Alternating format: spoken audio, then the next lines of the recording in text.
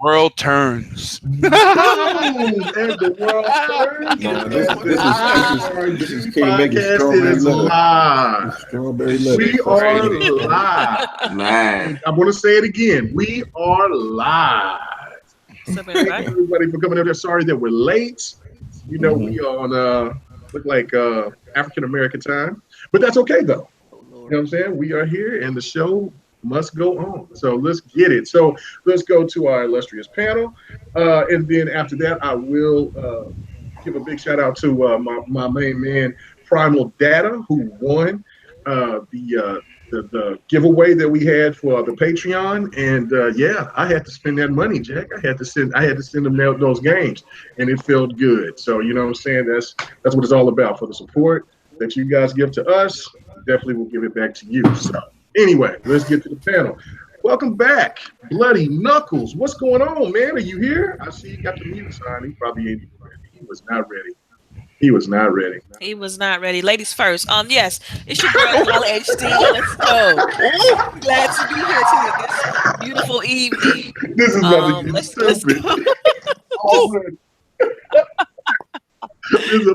Oh man, I was wondering if you was going to say something because I always do the ladies first, but man, so you did. I'm glad. All right. Anyway, let's go to 108 Dragons. What's up, bum? You already know what it is, man. I really got to put people on this game. Man's working. My minutes went out, but man, I bought my man. My man is ready to go. So anytime you want some, sucker. Well, I've been playing welcome. We got a lot of good things on this panel to talk about tonight, but I want to put everybody on a game that's crazy. Dead Cells is addictive. Oh man, you late to the party. That's I am. But that look good. Yo, it's addictive. I just want to tell people, man. I gotta say it. It's crazy. It's crazy. That's that rogue Metroidvania game, right? Like Yeah. It's dope. It's dope. Yeah, that's what we're gonna get into and talk about here in a second out there. Don't forget, guys, if you go share this out, man. Let them know that the GRG podcast is going live right now. So, yeah, man, thanks everybody in the chat that's in here already.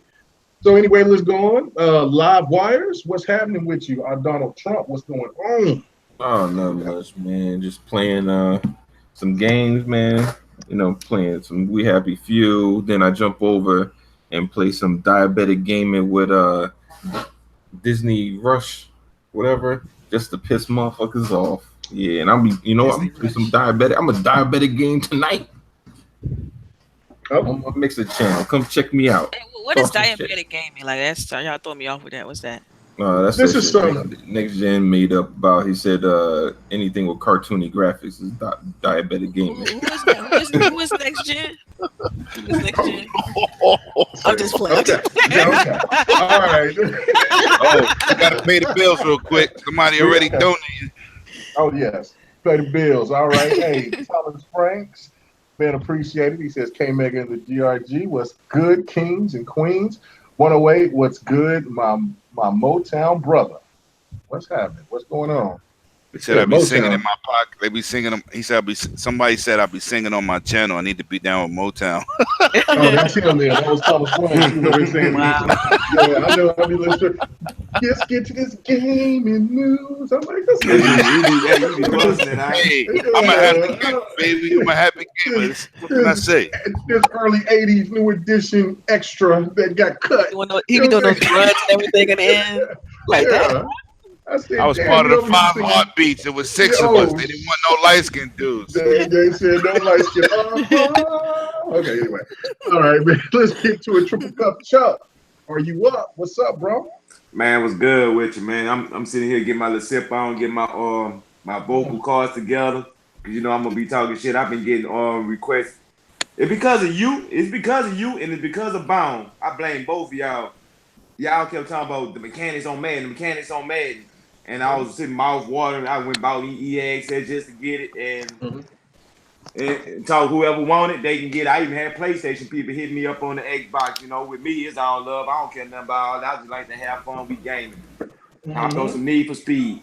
Game is okay. It ain't the best. It's okay though. But yeah, man, this boy Triple Cup Chuck. We got some topics. I'm ready to get it. And anybody, I don't bag down for nobody. And I ain't stopped talking. You got to put me down to get me to shut up.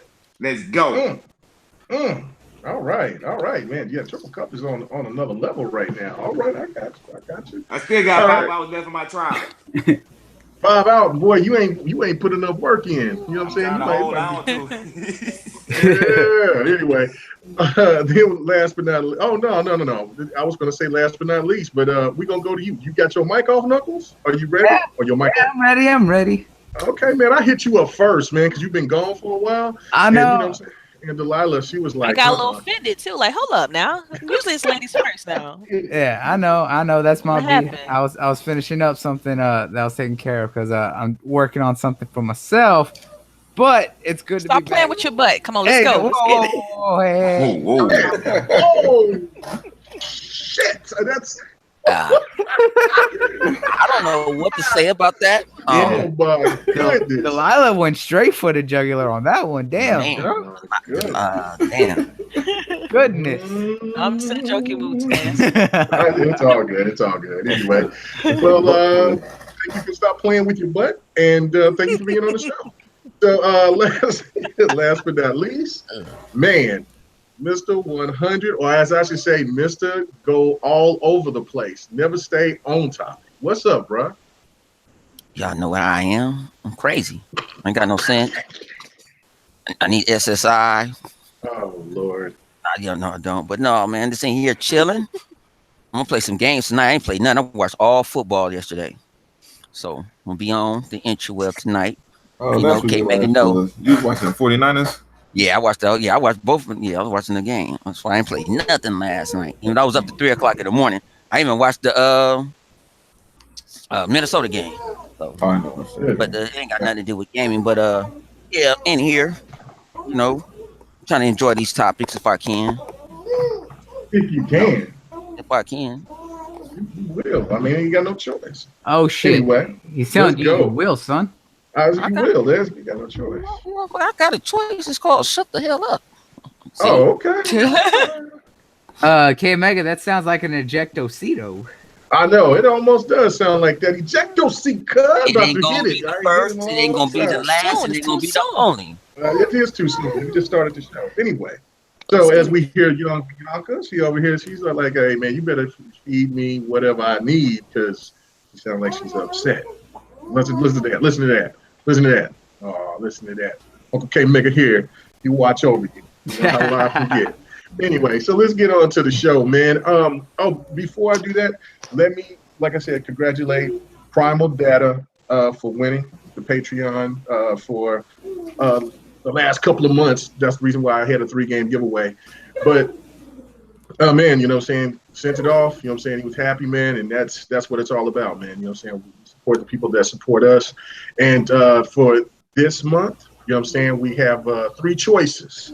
Will either be Shenmue 1 and 2. That's going to be the remakes. Well, I don't know if they're going to be completely remakes. I just think that this is going to be just coming to consoles. I mean, coming to the newer consoles. Also, what is it? Strange Brigade. That game I'm really hyped. Yeah. That game I'm really hyped for. And so, you know, that's a game that's on the table. And also, last but not least, Madden 19. Those are the 3 choices. It doesn't matter what platform you or, you know what I'm saying, console you play it on. It can be on PC. All 3 games can be on the PC, you know what I'm saying, PlayStation, Xbox, whatever. So sign up to the Patreon and have your chance to win. Because, like I said, we don't be giving out no trash. We give out that fire. So anyway, go ahead and join the Patreon. So let's get to these topics, man. First off, let's get to it. Start light. Evo. Now, I don't know how many of you guys watched Evo or people in the chat that's watched Evo, but man, you know, me and 100 was watching a little bit of it together, man, and it was kind of wild seeing. I'm still not into what is that game that everybody loves so much that's on Nintendo, Smash Brothers. I'm not that big on it. I'm just not. But it was pretty fascinating watching Kirby just float around in the air and spin around and was kicking ass. And this one dude was playing with the lead racer and F-Zero, and those two was just going at it. And I think that match was like 30, 40 minutes long. It was just really fascinating to watch. But I'm just really not a Smash fan. I really never got into it, but it was pretty fascinating to watch it. But what I want to get to the chat and ask is that for anybody that paid attention to it, what was some of the big announcements that caught you off guard? I'm going to start off with the lady first, Delilah. What was one of the things that caught you off guard? I missed the question. What you say? Oh my goodness! Man, I zoned out. Y'all you was going between the panel. What? I'm sorry. Could you repeat the question? About How about the Evo. Evo announcements Yeah, and surprise? yeah. Yeah, well, I really didn't pay attention too much to Evo this year, so I mean, I did watch the last set, Killer Instinct set, but that I didn't pay attention to any of the announcements if there were any. So yeah, fill us in on what was announced. That would help. Well, I mean, Oh man, she don't really? even know. Yeah, she don't even know. Like, I mean, there was No, I crazy don't. announcements. I didn't Like, say I so, did. No, I'm just I ain't saying. watching. I am with Delilah. I don't know. Fill us in. Like you can't just. I assume All right, that I I'll know fill you this. in. Like, All right. everybody don't watch Evo. It's All not right. one The of biggest those. surprise, the took the cake. The biggest surprise was Negan from The Walking Dead is going to be in. I did hear about that. you heard what about else? it. She just said it. But I didn't know that's. I And then didn't know, you got, I didn't know that was announced at Evo. the Street Fighter characters that Sagat is back with a couple of more characters, and they came out that same day that they announced it. You could go play them that same day. You got the original Goku and original Base Goku and Vegeta for fighters, for Dragon Ball Z fighters with the announcement of Cooler as well. Yeah, Nice. with Cooler. So that was cool. And then what else? We ain't missing. Oh, it was on Friday. Something was on Friday. And I forgot. Terry Bogard is going on is going to be on a Fighting EX layer, which is a game that's out there on PlayStation. That it's from the what was it, the old school like Street Fighter EX games that came back on the PlayStation years ago.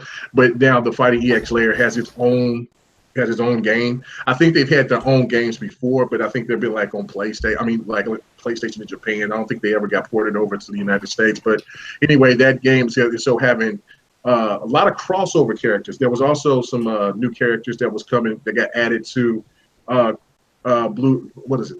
Blaze Blue. Cross tag. Yeah, cross tag. They added some more Persona characters. They just all the characters that they have from each of the character-based sets that they have. They added more, which is really cool.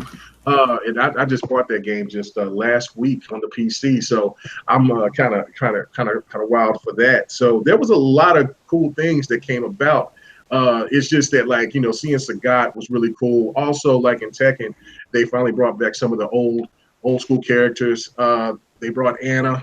They brought Anna, which is Nina's sister, and then they also brought Wei Lu Long, which is really dope because that's one of my favorite characters in Tekken as well. So, like, it was pretty eventful. So I just wanted to just see if anybody else was. That's cool. Well, if I had to pick one, since you did pose the question, I would have to go with the Simon Belmont announcement for Smash, because being an old Nintendo head, like that Castlevania, man, I grew up on that game and I really followed the lore and everything with that. So it's cool to see him being added to it today. D, you my homegirl, but that wasn't a Evo. Hey, but look, it was 2 days ago. I don't care whether it was on Evo. The fact that he's going to be in the game is dope. Yeah, but we talking about Evo. Well, whatever. He was announced 2 days ago that he was being added to Smash, so I'm happy about that. I can't be happy about that. It has to be an Evo, is what you're saying? No, it doesn't. If that was me, that would have got on me. But what you talking about? Then it wasn't that Evo. See, I'm just playing. Still, look, I kept it related. It's still fighting game related. Fighting game. We know you don't play game related. It's Smash related. Come on now, don't do that. It's your last fighting game. Hey man, let it have it. Thank Just you. let it have it. First of all, I don't want to. What's the last fighting game? Question really, because I've watched Evo a few times, but I don't follow Evo like that, so I didn't know the whole scope of the question, or what was exactly announced. So this is me just pointing out a thing that's related that works. I mean, I don't understand why you're getting all up in the panties in a bunch. I'm not upset. I said, what's the last fighting game that you played that you enjoyed? That's why I was trying to. What was the last? Say the game was the last fighting game that I've enjoyed. That you enjoyed. That's all I was getting to. I love the Killer Instinct reboot. Like that's up there for me. Yeah, I really love the Killer Instinct reboot. Because I played that game back at all gold, Killer Instinct Gold and 1 and 2, and I love that game. I mean, my brother, like, we went back and forth a lot on that game. So when they did the reboot, like, I was super hyped about it. Very, very big on season 1 of that game. So yeah, it's been all about. I've been all about KI. So yeah, I mean, that's out of, if I had to pick one this gen, it would be that. And it's kind of a shame because it doesn't have nearly as big as a following as it had when it first was released. You know, it had a, you know, it was at Evo this year, but it wasn't, you know, like it was, you know, if you know what I mean. But Yeah, well, no, it sold what? It sold over what? Almost 10 million. I mean, 10 it's so million. well, but at the Yeah, same but time, you know, they made the yeah, game it's free, so you don't know exactly what kind of numbers it did. I mean, you can make that claim if you want, but it's not. You don't know what real dollars and sales it actually, you know, had. well, the game wasn't free. It was just Engagement. they had a character that was free. Yeah, they Now got a the player character. engagement is still, is, you know, is what they look at a lot with that type of game. So With Killer Instinct, yes, yeah, it still heavily has Yeah, a it's lot of. it yeah, just hasn't got yeah. it just I hasn't mean, it just you can hasn't still go in there and find originated yet. matches and things like that. It's not like dead or anything like that. Oh, I absolutely. just Well, hope you that they can't really count announce. Evo because they got Street Fighter 5 in there, and that didn't sell nothing. Right. Oh, True. I they mean, sold but 1.6 at one time, so let me not say nothing. yeah, I But mean, compared to but at Killer the same Instinct, time, that's it's gotta. nothing. I mean, you look at the name recognition between Killer Instinct and Street Fighter. It's like night and day to me. Oh, no Like, question. Street everybody knows Fighter Killer. is kind of like it's one of the first premier fighters of all time. So I mean, you know, yeah, that's the reason why it's just as a legacy. It's a legacy. You know what I'm saying? Hey, Killer It Instinct. changed people's Yeah. lives. Yeah, A lot it of changed. quarters. So yeah, A a lot lot of of. quarters. So, Anybody but, played Street Fighter before? Well, 5, yeah, No. Yeah. Street Fighter. Like the first You mean one. fight? It was called very Fighting first. Streets, I think it was. Fighting It's Streets. Fighting Streets. Yeah, yeah, it's on Yeah. the You can Street get Fighter the collection. It's and- on the Street Fighter collection. yeah. You Okay, can play yeah, it. 'cause It's I hard yeah. as hell. It is Yeah, hard I as ain't hell. never played it Yeah, before. it was also not good. It was not. Hey, It wasn't I good. played with No, Super I Street was Fighter like, oh, Turbo. this shit here. It did not. It did not get the popularity that people have for it now until Street Fighter 2. Well, Street Fighter 2 it Turbo. didn't That's when control everybody well. really got in It it. was really lacking a lot No, of sprite I get. animation. No, I agree with that. I know It wasn't it was good. horrible, but I'm saying that it didn't get to the point where people actually like cared for it until Street Fighter 2 came along, and that one was That's actually right. good. It was the same with Tekken, which didn't get the notoriety until Tekken 3. I don't know if that first Tekken was a dog. No, The first Tekken I'm was a saying dog. the first two wall praise, it did not gain its full mainstream No. appeal until Tekken 3. Tekken 1 blew up, man. Yeah. First of all, Well, it that had was those- only it was only Hold it on, let only me blew up finish. because it was a 3D fighter, and it was also No, competing with no, Virtua no. Fighter. Let me put a little skills in your knowledge, young buck. I was a child when that came out, and when we saw those graphics, everybody stopped playing Street Fighter. Yep. Everybody. Oh yeah. Everybody. Yeah. Yeah. There was no Yeah. maybe. You couldn't even. You had to wait on an hour to get your quarter to put up there. It was crazy because of how it looked. Yeah. Because of how it Tekken looked. and- Virtua Fighter was Tekken out and Virtua already. Fighter, It yeah, was so more yeah. serious. Yeah. It was more technical. What what Tekken did is take what Virtua Fighter did and added the like the Fortnite to PUBG. They just added the fun side of it. You know what I'm Yeah. saying? Very true. Very true. That's what Very they true. did. Yeah, because Virtual Fighter's always been more technical than And then it Tekken, still but came they- back to they- Street they Fighter blend- being they the king, blend but the best. Yeah. But well, then you know what? And then the hybrid between Virtual Fighter and Tekken was Dead or Alive, because what the deal with Tekken is that it was technical because the later games started becoming more technical, and it lost its speed in some cases. While Dead or Alive, when it came on, it was blaring fast, and you also had different looking characters. You know, plus also boob a animation. lot of flash. Yeah, a a lot of flash, moving parts. Right, and it was just really Dead or Alive. You know, it's kind of like the baby of Virtual Fighter and Tekken, and that's why you see. That's why I love that crossover when they started bringing in Virtual Fighter characters onto Dead or Alive.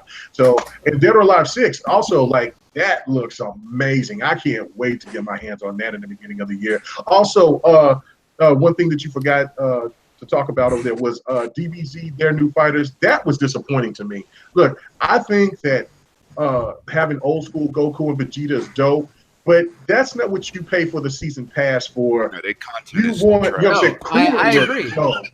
But they brought back Cooler. Cooler kills it all off. They got Cooler. Yeah, I mean, they yeah, have Cooler, but nobody great, wants the original. Why do we have to have 3 different versions of Goku Right. and Vegeta? That's the Yeah, issue. Oh, I put it this way. All right, if they doing it so bad, that was the second most watched. It was the second most watched. No, that's not the issue. We're talking about content, not talking Fighters about the itself is a great fighter. But- it is probably the most accessible and competitive. But the issue is they have 3 different versions of the same character. When they added Bardock and Broly, that was unique. When they added Vegito, much different, but still, it was something different as well. Same with Fusamasu compared to already having Goku Black. The issue now is they added another Goku and Vegeta as a new DLC pack. That's what pisses a lot of people off. And they're because weaker than the original ones that came with the game. yeah. Right. Well, the thing is, I know. I believe base Vegeta is more of a key warrior than it is close quarters like Super Saiyan Vegeta is or Super Saiyan Blue Vegeta is. But the thing is, it's still. Why do we have to have 3 versions of the same goddamn character? There's enough characters across the entirety of Dragon Ball Z that they could have brought. Yeah. Them bringing out Cooler, that was a surprise and that was cool. I like that they're bringing out Cooler.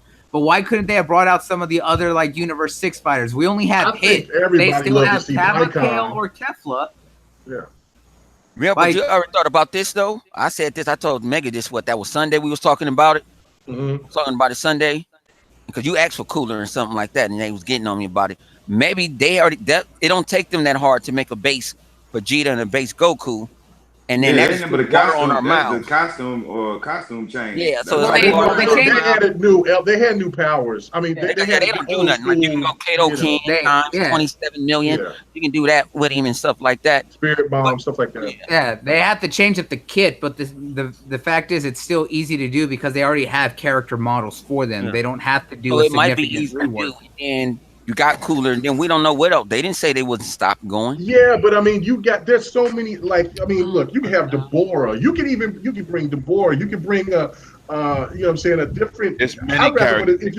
Yeah, so many characters. Bring them all Everybody out. with the original Release everybody about that. Vegeta. When they announced those characters, the whole world said, "Oh boy."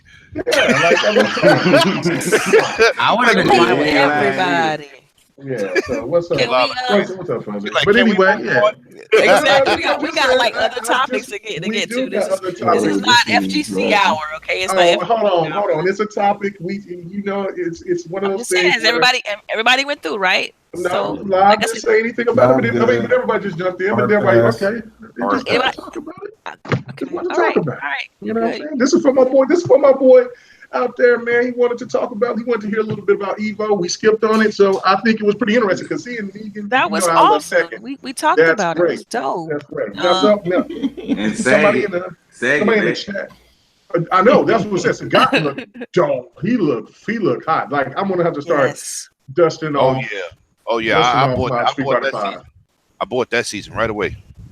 Oh yeah, I've been at it. I just So, but yeah, no. I'm Street Fighter. It's the same character, just different skins. Like everybody, too many people play the same for me. No, that's one thing I can't say about. That's what I can't say about Street Fighter 5. Street Fighter 5 has been very good about having different characters. Now, the season before the last season was absolutely it was trippy to me because they had Abigail, and I was like, you gotta be kidding me. These characters are looking abnormal and freakish and stupid looking.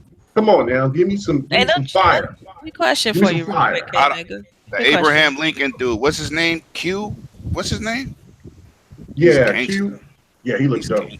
Go ahead, Delilah. What's going on? I had a quick question. So, do you guys do a sports podcast? Don't y'all?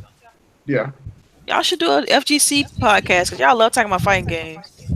Like, for real. So you're just trying to kick us out. You just trying to. I really want to get you stabbing us with a rusty spoon, man. She's going in deep. We got like a bunch of other topics, and we already run on 10:15. Just because that was because you guys were late.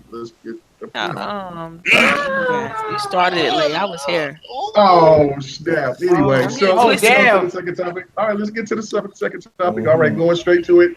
PlayStation comes out with a new bundle, and it was the 500 million console sold lifetime so far for right now edition. And what was your thoughts about this console? I mean, 500 million consoles is a lot of consoles. Can I go first? 500 million. So do you want to go first? Yes, I do, because that thing is gorgeous, huh? Are you gonna know the topic? No. This is I'm talking about. Stop it. All right. No. PlayStation. So they sold 500 million copies. I think that's dope. Good for them. I'm proud of them or whatever. But I definitely love the look of the console. It's dope with that gold accent and the blue, the translucent. Oh my goodness. I was like, that thing is gorgeous. About time, because every other console that I brought out has been fugly. So yes. This is what word gorgeous. was that? Fugly. Fugly. Fugly, yeah. But so this one's gorgeous, man. I'm loving the translucent blue. Awesome. I love the gold accents. I think are they they look like a rose gold online, but it might be gold. But anyway, I like how they put the numbers on there for each of the release dates, which I think they copied Scorpio, because Scorpio had like that on there in front of their console with the dates and stuff like that being kind of grouped together. It's like a tag to the nod to the previous releases. I think that's fire, but yeah, man. I might pick this up just because I love the look of it. Yeah. Yay, PlayStation! Yay! PlayStation. Anyway, what about you, Triple Cup Chuck? What did you think about that new looking console and about the 500 million sold overall for the lifetime for PlayStation? Congratulations, you know what I'm saying? That I'm not too big on numbers, but I am big on the fact of the more consoles being sold, that means there's either one or two things: more gamers or people buying more than one console. So, but you know what I'm saying, even by being that many numbers, that just means that the gaming community is actually growing overall. You know what I'm saying?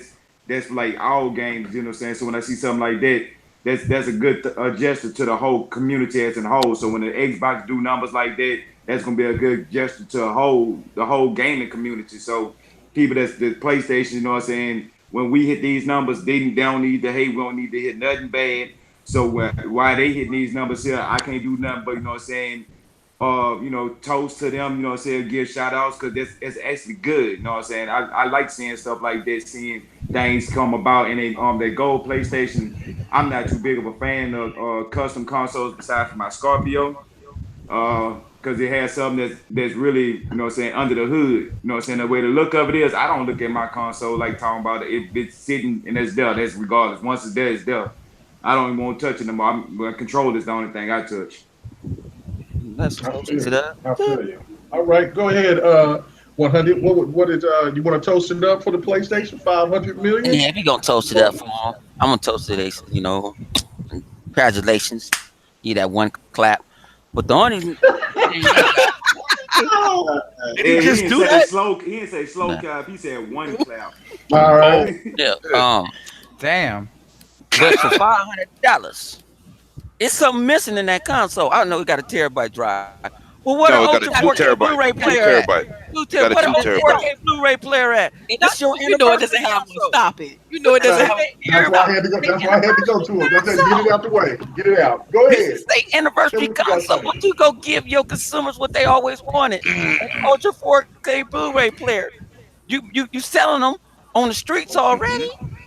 Mm-hmm. Give them what the competition already got. Come on, $500. What you paying for? The gold ain't real gold. That's fool's gold. Oh my God. But come on, like I said, the console looks good.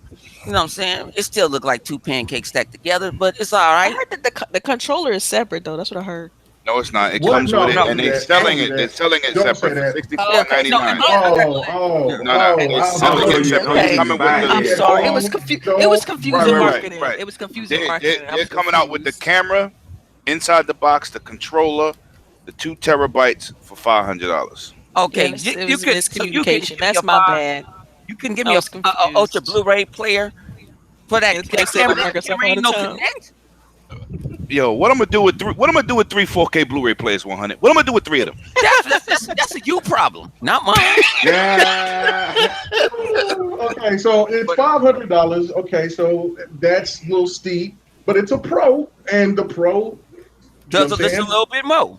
Because send that shit to Hades. Don't you dare bring that with all trash the games that here. take, well, all them games that takes really the power of the Pro. Third parties, the show ain't first So party. wait, because I know the advertising I keep seeing it shows the console and the controller. It doesn't come with like the headset they showed No, and like the the headset is little separate for 100. camera. For camera And the $100. camera. The Yeah. headset Camera comes in the box. And then the Well, that's crazy how they showed it. That's how they put showed it. 4K. Like it They was a put bunch. 4K on the box. Because It those say headsets 4K on the. Yeah. They put 4K on the box. You're lying. That's 2K. Oh, That's false man. advertising. Stop I'm just gonna it. keep it real. Man. Keep it real. Okay. Like I said, I gave him myself, but would you put 4K on the box? I saw 4K. You should have gave us a fanboy rant warning before you started. I'm not fanboy. I'm giving them credit. I gave them credit. Congratulations for 500. I don't even know if I could be happy after triple and 100, man. Yeah, hey, they should have put 4K on the box. They though, just really. burnt my happiness. And you put 4K on the I box. just want to get it out the way. Now I want to understand if Thank you, Nintendo, K-Mega, for if being the voice Nintendo to would tell have her did that with the Switch, if Microsoft did that with the X, they'd be ready to burn down Redmond. They'd be flying by. I'm done. You know me. I'm done. I just had to keep it real. Can I go now? So you're definitely not buying it. Who else? Hell no. Is anybody picking this up on the panel? That's my question. Can I go now? I doubt it. I see No. We gotta go to live. We gotta get 100, and then we gotta get live, and then we can go to the rest of the panel. Live wire. The $500 console, 500 million sold bundle PlayStation. It's available. Matter of fact, I heard it's already sold out, but it'll be available somewhere else. What is your thoughts about it? Are you giving Sony a congratulations for the 500 million sold over lifetime? Yeah, that's cool. 500 million. Oh my god. Wait, what's it called? Console? The what do you want me to do? Cartwheels? I mean, that's congratulations. You know what I mean? You're not me. The console looks alright though, but 500 is kind of steep. They need to take that camera out and make it fuller. I mean, they trying to pull the connection. You talking about the Xbox One Fat? They got that camera. It's built in. It's watching you. That means it's built in. You better get some tape. Hey, I'm just saying, I don't know anybody like that.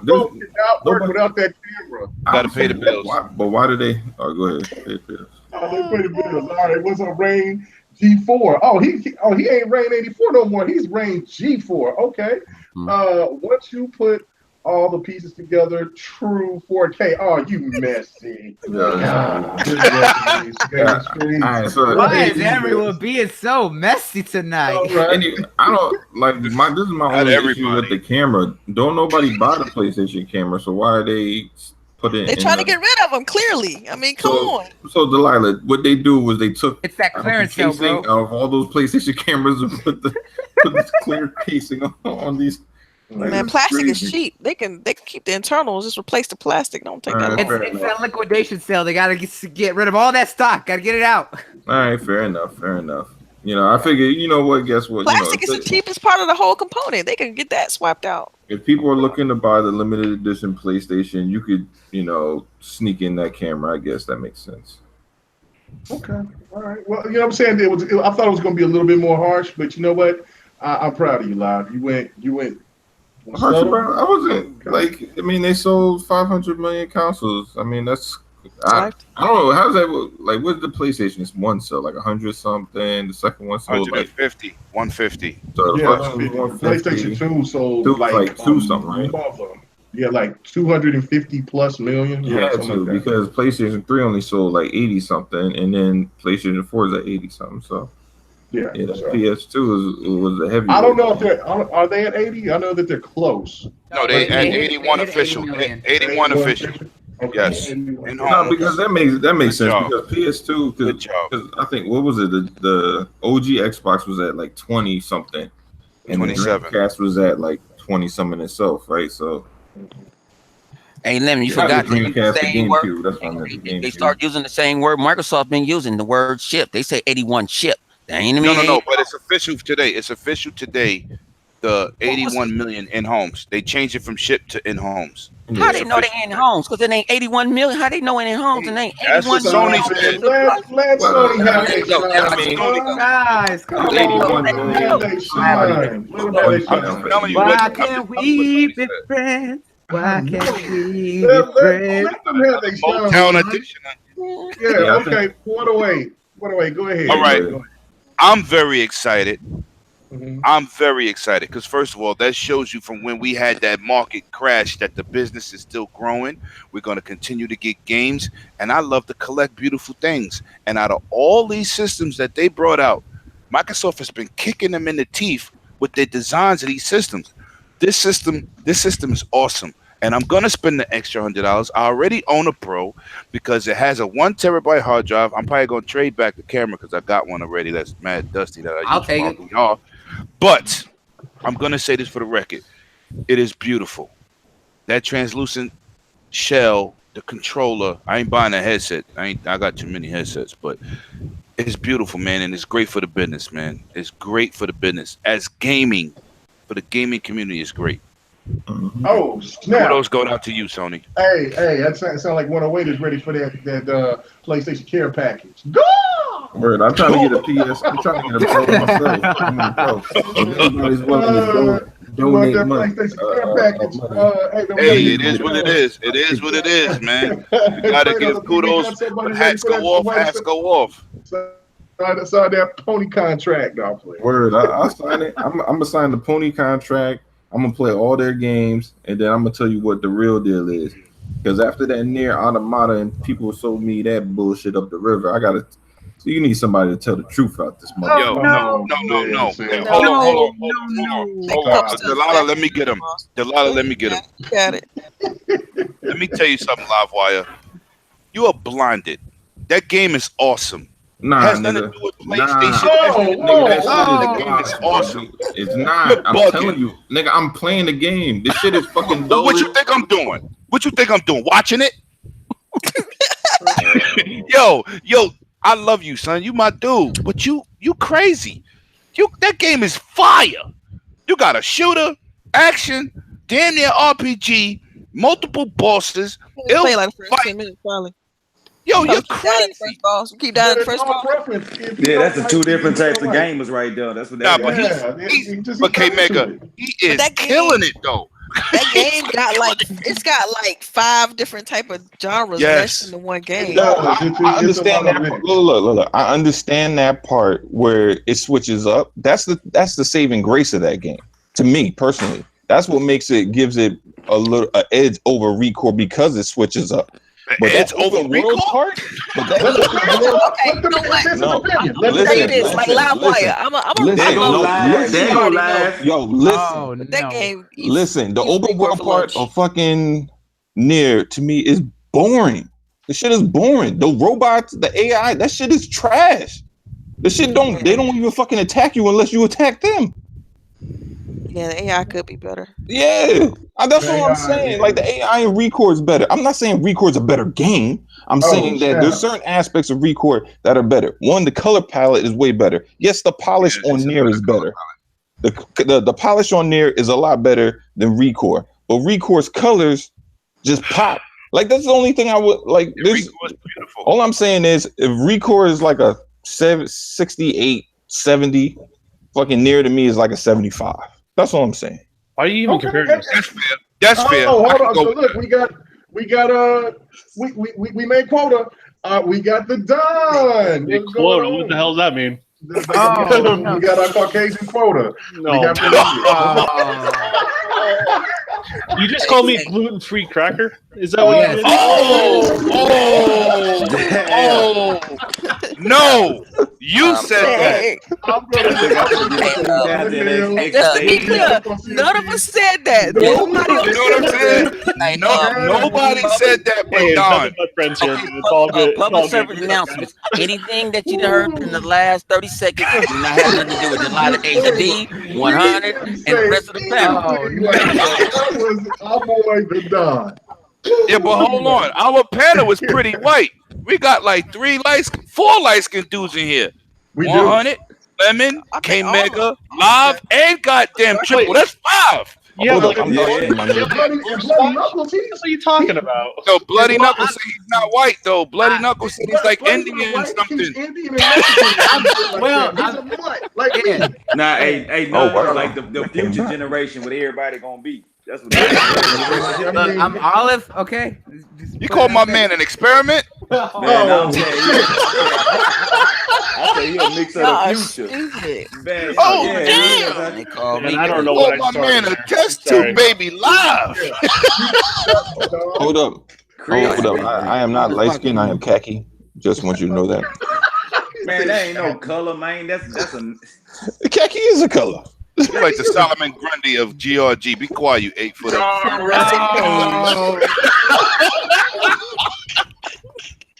sorry, Live. I'm sorry. I'm sorry.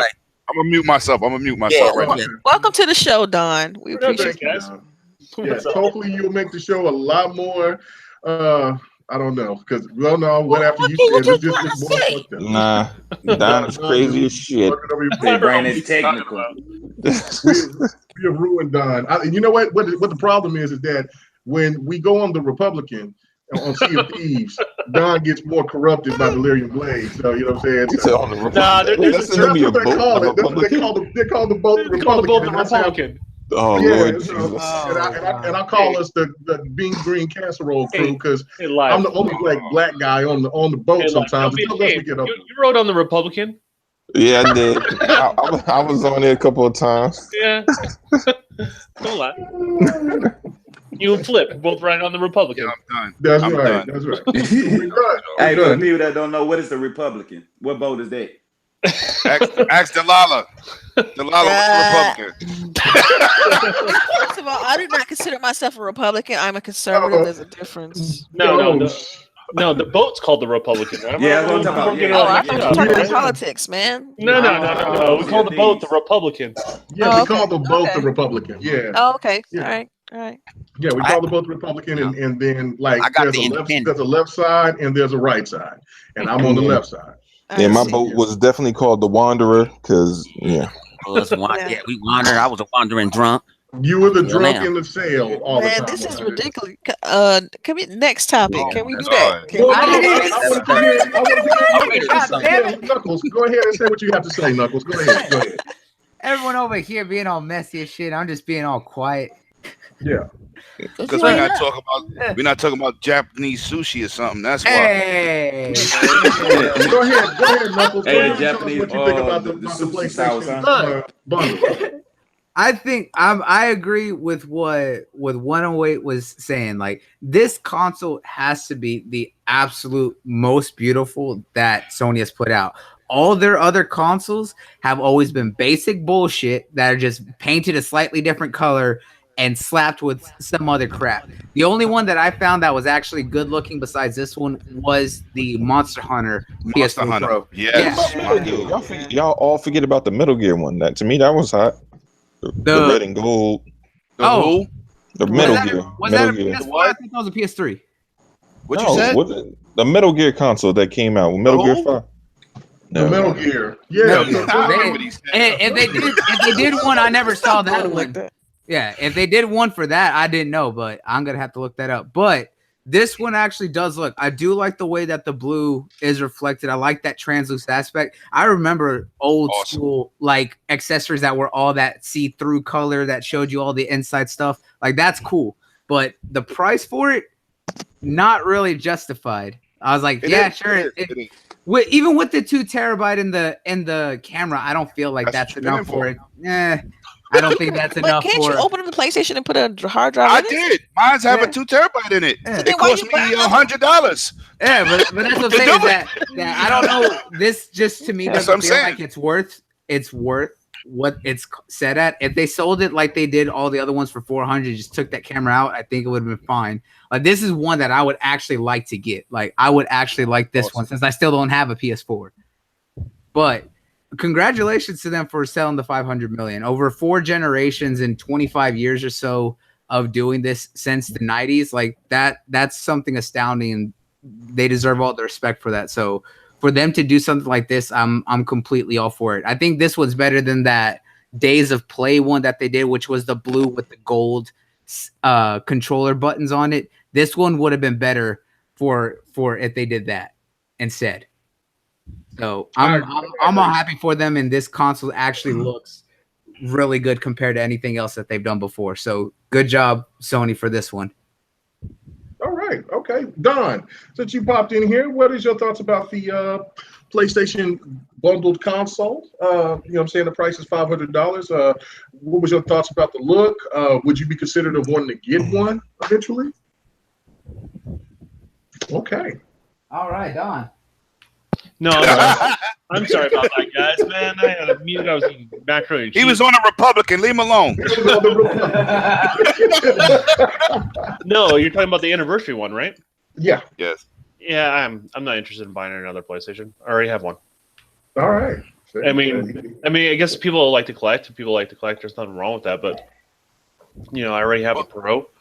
It's black. It's hidden in my entertainment center. That's all I needed to do. Oh, like kind of like Chuck. Like Chuck, he just sit there and said he, he feel like me. Care about the look of it. Yeah, he sounded just like Chuck on that. Okay, cool. All right, that's all I wanted to hear. Excellent. All right, let's get on to the next topic. Let's talk about your favorite. I'm gonna go to Don on this one first because I can't wait to hear about this. All right. Well, hold on. Yeah, no, I'll just skip that and I'll go to this one. IGN. Your friends. IGN, baby. Well, something happened this week where IGN they had a reviewer that was doing a review on a particular game that we were talking about. It was called Dead Cells. Mm-hmm. And come to find out that this guy took the gameplay from a YouTuber. His name was Boomstick Gaming. At first, I thought it was Boomstick XL. I was like, damn, that's cold-blooded. But it was from another YouTuber named Boomstick Gaming. And IGN fired him. But what does that do to IGN's image? Because there's so many people that says that there's no collusion when it comes to the big gaming media. There's nobody out here that's doing anything fraudulent or things that hasn't been done already before. What is the future? Where's the future lie with IGN and these big gaming companies, in your opinion? It sucks. So an individual can tarnish a whole entire company when they're out there in the public, right? Mm-hmm. And that's one of the kind of the big issues with this. So you can't blame all of IGN for this. It's just one person was representing it. But the same token, IGN doesn't have like a clean record, right? Overall. Nope. And I'm not really a fan of how they treat gamers, to be honest with you. And that's where my gripes really lie with IGN. They feel like they don't have to be informed about subjects. They feel like their customers, they'll brush them off, they'll call them names and stuff like that.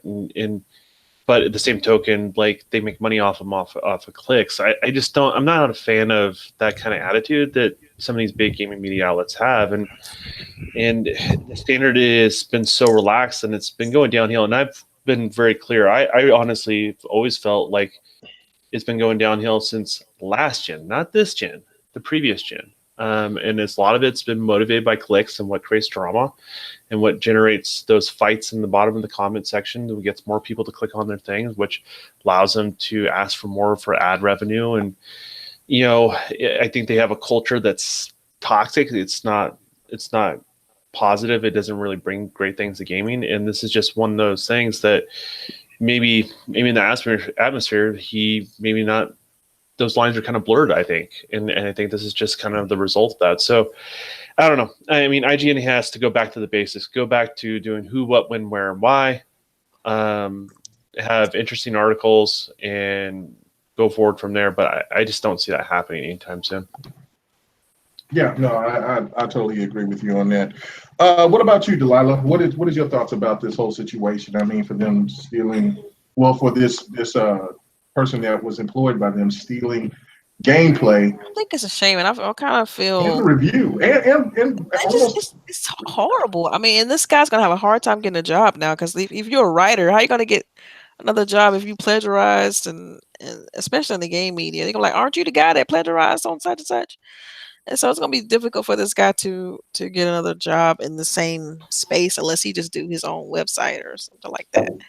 But man, I think it's interesting because like I don't know. So I saw somebody on Twitter was talking about how like IGN UK does this all the time, and it's kind of like brushed off or whatever, like copying YouTubers or whatever's content and not giving credit, and because they could have gave some dude like some kind of copy credit or some sort of like, oh, I used some material from your stuff, or pay him a little bit of money, something. But yeah, I just think it was just messed up, and so IGN fired the guy, and man, I mean, I feel like it's just bad. It's bad. I mean, we've been saying this for a long time, though, how unhappy a lot of people are with the gaming media and the steps that it's taking to put itself in these type of positions. So, yeah, hopefully we can just, next gen and, rest of this gen, hopefully to get better. And, some of the smaller sites like, Tick Network and things like that become big enough to be able to have better representation in there.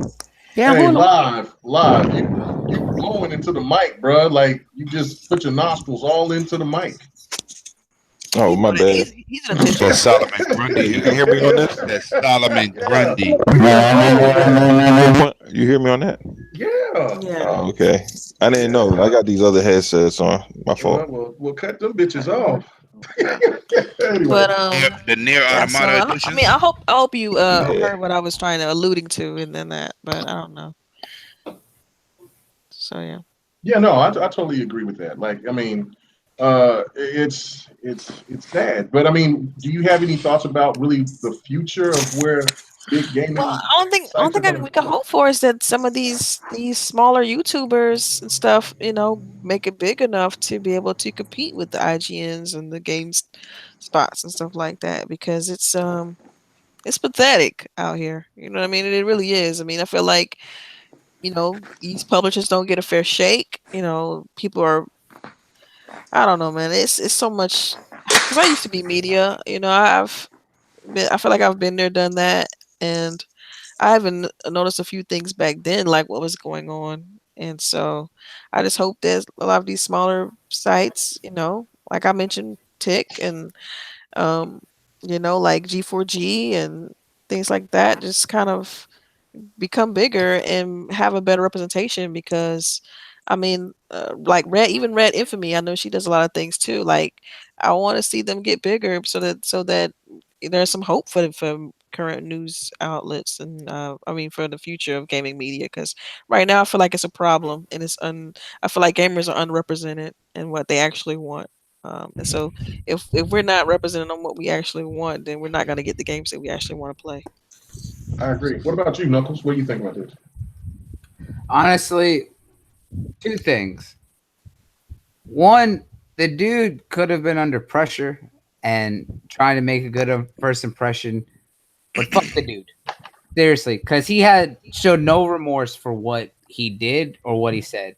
And he said something, while making a good point about it, the way he went about it just makes him more of an asshole, because he really did not feel bad about what he said. He said if you take from more than one person, it's research. But if you take from a single person, it's called plagiarism. No, what you do is if you're looking for multiple people, you're taking all the stuff that everything shares in common, forming your own opinion, and basing that off of what other people have said, but still doing your own. You took one person's thing verbatim and then tried to pass it off as your own. Yeah. No. You know what's called research? He's trying to shine a little buff that man. Yeah, he was. And like I said, like I agree, and this is something that is coming out that we see more with these media sites on how they do things. And while yes, I know the editorial team, the people who do the reviews, and the sales team are separate and doing all that thing, is that they should have enough oversight and enough people, because IGN is one of the biggest in in the industry for doing that, to go over what this guy was doing and double check it. Like, I get that they have certain time constraints and have to meet certain requirements, but if a dude is putting out a review for a game that came from a software company that is giving y'all review copies, and you're putting out a review for said game that is going to pull traffic to your website, it is going to be scrutinized. If something like this comes out, it shows a failure from the people who are leading that team because they didn't double check, and then it only looks bad. Sure, they managed it by saying, hey, we don't condone this. They fired the dude and everything, and they're reaching out to Boomstick Gaming to compensate them for everything. But it still shows a lack of being ahead of anything that came. And yeah, I know Delilah brought up the fact that UK IGN or whatever has done it before and they don't get looked at. It still shows up from time to time, not on this level, but it still does. But again, that shows a failure of oversight coming from those teams and those companies from doing everything that they do. And honestly, IGN now isn't even really a gaming site. Honestly, they do more reviews about movies, TV shows, and all other shit in the world than actual gaming news. Hey, I do that too. Hey. No, here's the thing though. They faced it, but because of how scrutinized they are, they have to step away from that. And yet when they do it, they fuck up like this. Yeah. There's a difference if you base yourself off of doing movies and TV shows and stuff like that, and then expanding out. But they had to do a complete switch because of the fact that their gaming shit is getting so downlooked that they had to use other things to pull in traffic. That's a crying shame. And didn't want to give them credit either. That's so messed up. Yeah, exactly. They're trying to be the next GameSpot. Let's say that. They had to step away from gaming. And dude's trying to profit off that. He's asking for like, what is it? He's asking for like donations and stuff like that for his Patreon. The guy that got fired? No, the guy who did the original video. Oh well, he should get paid. Yeah, but no, he's asking them like his subscribers and stuff like that. Yeah, he asked for donations. Yeah, you can't get mad at him for that because that brought a lot of attention to him. Plus the fact that he did get railroaded. I mean, he made a review, somebody completely just stole it, and then they compensated off of that. That company did compensate. I mean, if he had a big company, if he had enough money, I mean, that's small claims, baby. Right. I mean, plagiarism for real. Right. That's a lawsuit. So anyway, let me go over here to you to 108. What do you think about this situation? Okay, I'm going to say this, and it's a double-edged sword for me. We do plagiarism every day because we read stuff all over the internet and regurgitate it back to the public and give our review, give our opinions. I wouldn't go that far. Wait. Let me finish. Explain that. I'm not saying our reviews. We see a news article. We talk about what we read, our opinions. No, it's not. But you said plagiarism, so you need your choice of words. I mean, but is that a fine line? Is that a fine line? Well, we take the information, we form and form our own ways. We're taking and giving our own. Okay. Yeah. Okay. So, all right, y'all got. Yeah. All right. I'll go with that. I think this situation shows how important that the smaller YouTubers are because when we went to E3, me and Mega had a long conversation, and I said I don't want to talk to game developers, and he was like, "What do you mean?" I said because behind scenes I'll talk to anybody. But I don't think the gamers and the YouTubers and the smaller people. Wait for it. Yeah. Not represented. So when I said I'm going to E3, I'm talking to the people who game, who actually don't have nothing vested but $65 in the game. And this is what I want to bring to my gaming community, to our gaming community. IGN hasn't represented the gaming community for the last 10 years. GameSpot gets paid by clicks. These dudes are so large, and this goes for anybody who starts to get big, any YouTuber. You have to, there's a line between selling your soul to the devil and trying to be real. There's a gray area. IGN is so far past the gray area, it's ridiculous. They've been doing this. This is not the first time they took a smaller person's review and put it online. This is the first time they got busted for it. Right. You know what I'm saying? And we can't be mad at IGN for doing what they do because they gotta feed many families. YouTubers just gotta feed themselves. I'm not justifying it, but you do know they're in a different tax bracket than the rest of us. You know what I'm saying? So I ain't gonna co-sign that. I'm not co-signing nothing because I can't stand IGN. But you said we can't. But you said we can't be mad at them though. That's because they've been doing it. If you know somebody's, listen to what I'm telling you. No. I'm not mad at them because they don't do nothing for me. I don't support them. I don't believe in none of their content. And I think their stuff is watered down. So I don't care what they do. I'm happy they got busted. What I'm saying is I'm not mad because me as a hardcore gamer, I been knew they was clowns. Now this exposes them to the people that didn't know. It's not a shock to me. Just like I said, they we need to us as YouTubers giving us as YouTubers doing what we do it for the love. 90% of us don't get no checks for this. And we take days and hours and times and creating content and keeping people focused, not for a check. We do it because we love what we do. These dudes are doing it for checks, so they're gonna do anything.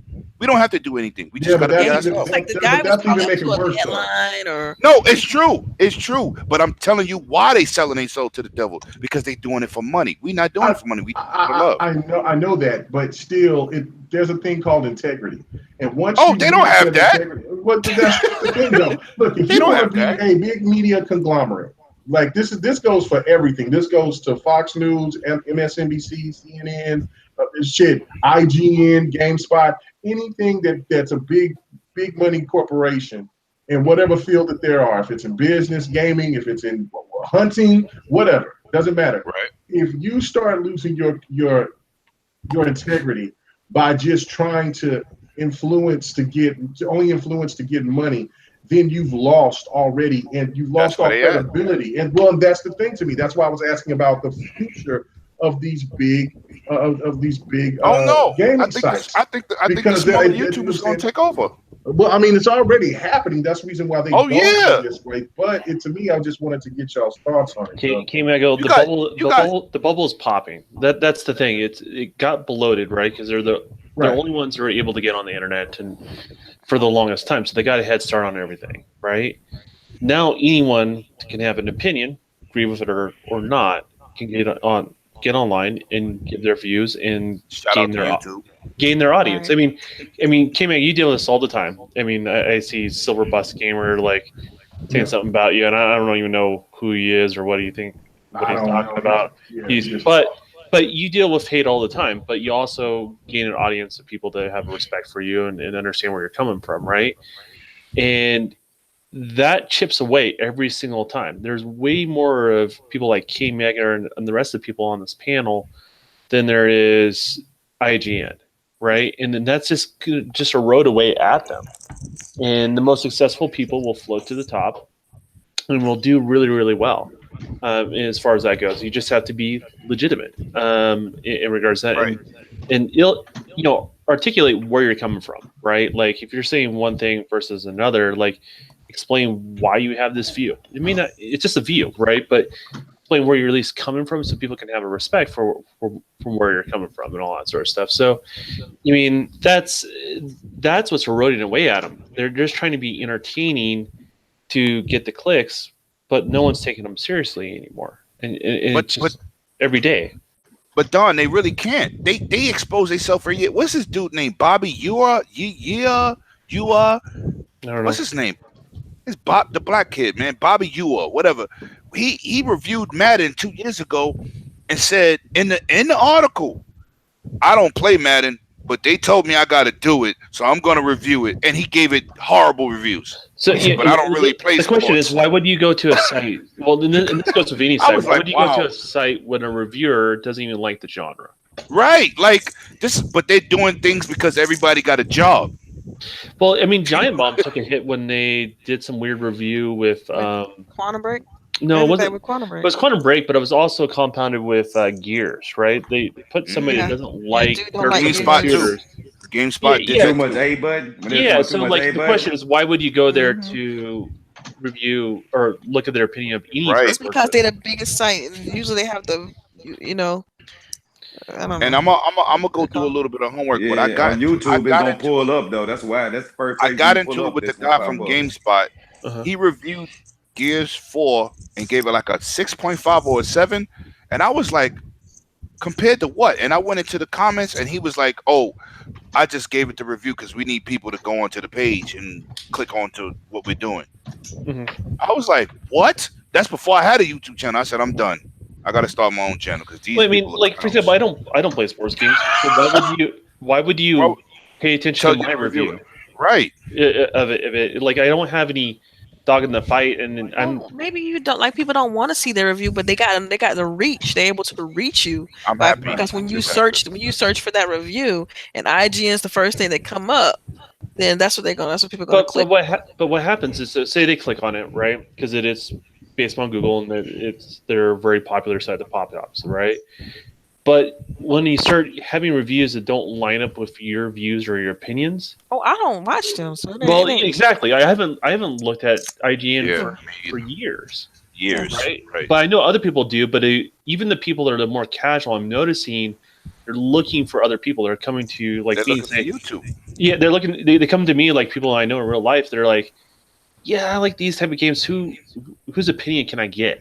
To follow on that. And I try to direct them to people I think are reputable as far as that goes. And there's this real need for people that gamers can relate to other gamers, and especially in the social atmosphere, what online gaming has brought to the equation. So I don't know. I think IGN does have a reach. You're 100% right there, Delilah. But the question is, how long is that reach going to stay there? Right. I don't think it's great. What about you, Chuck? What is your thought about this? All right. What I was thinking about, saying a lot like something like what Dragon was saying about he got caught. That's why he got fired. If he would have never got caught, he would have never got fired. It would have been a normal thing. That probably they pretty much showing this something that they normally do, and just by the pressure being on him, that's why he taking a hit, and he probably non-apologetic because this is something he probably see in the corporation, in the company that they do. So he was just doing what they, they normally do.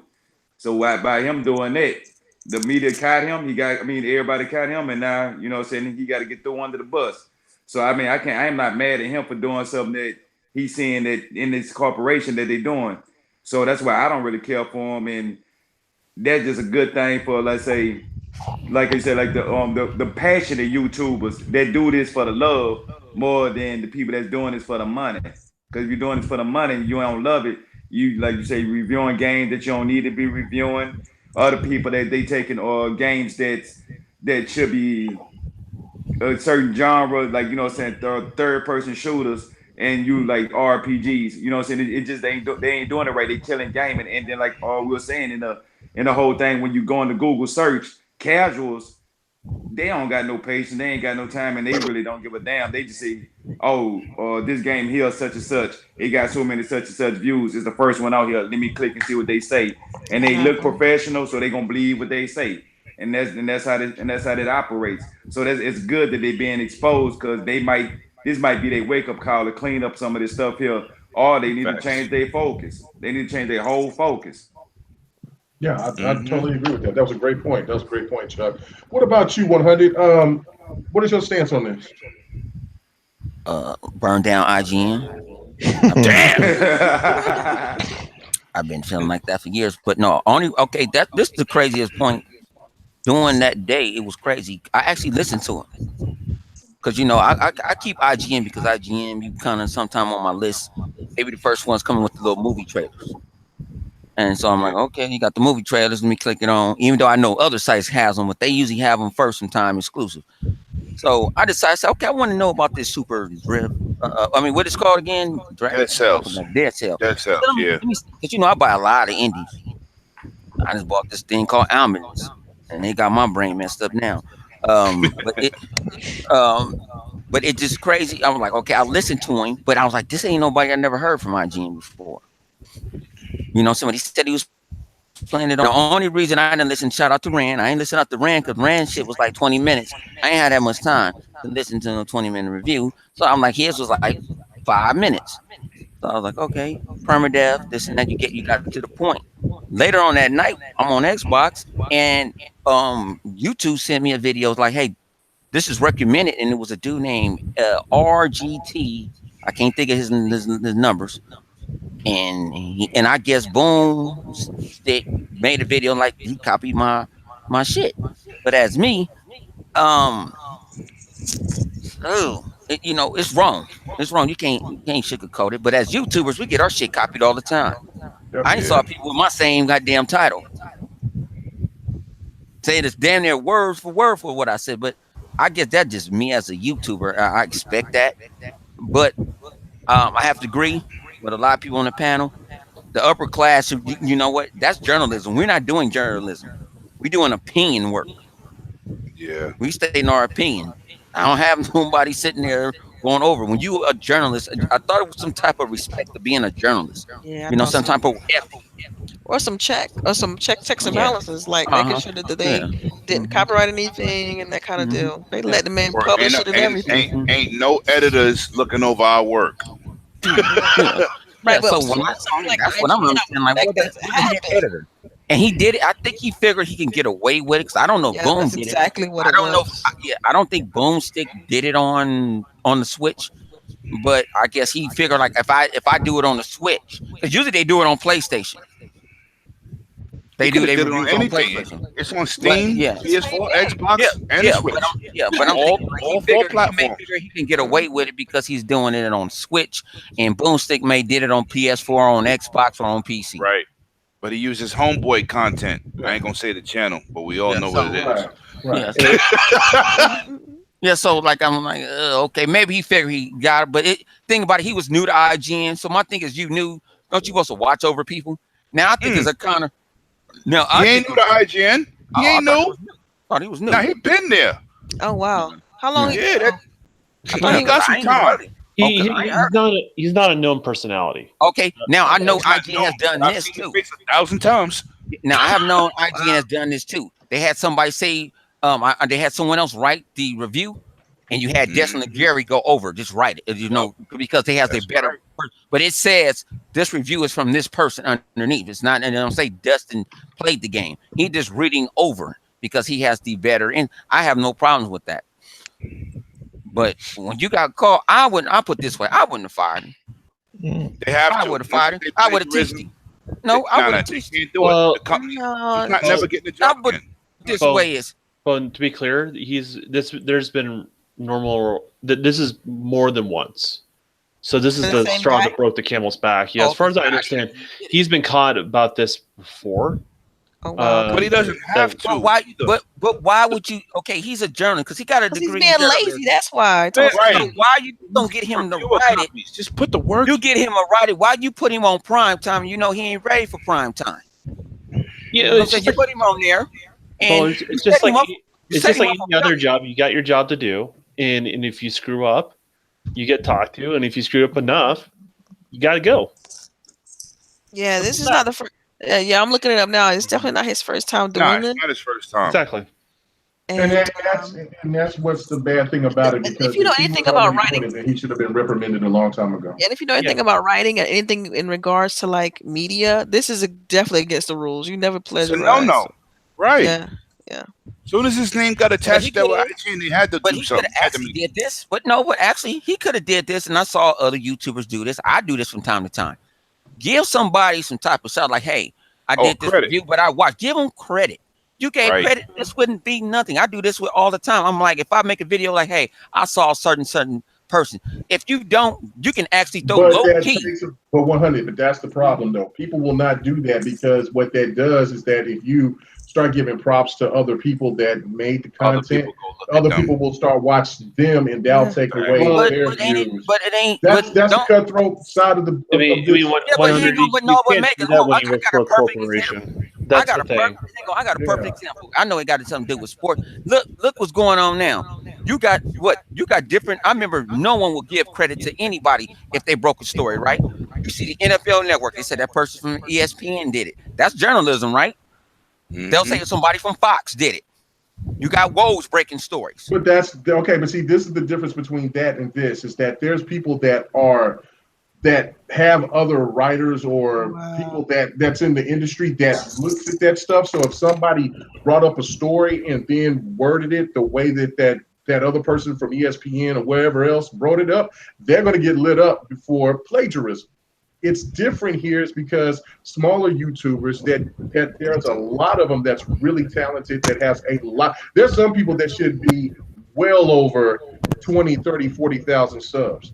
But the fact of it is that because they're considered to be bottom feeders, that they could get misused, and YouTube don't seem to really handle the situation properly enough because they're more wanting to secure the top money gainers that they have instead of the people down there that's trying to get up to that level. That's the problem here, is that there's so much competition in this. And once they started to bring people in, once they started to bring these advertisers in that wants to spend the money, that's when YouTube really gone to shit. And then you have people like Miss K, you had Beat Shadows, you had so many other great podcasters or YouTubers out there making great content. They started seeing how the game changed, and then they said, "Look, I bow out." That's the problem. But thing about, you gotta understand, it's a business. Like, perfect example, we know YouTubers personally, make it right. Have been in the game for damn near 10 years, right? Been in the game for 10 years. It ain't the same YouTube as before because what? Everybody think they can be. Yeah, but that's what they go when people go into. I'm gonna tell you, if anybody want to start YouTube day tomorrow, do not go in there thinking you're going to be a YouTube star.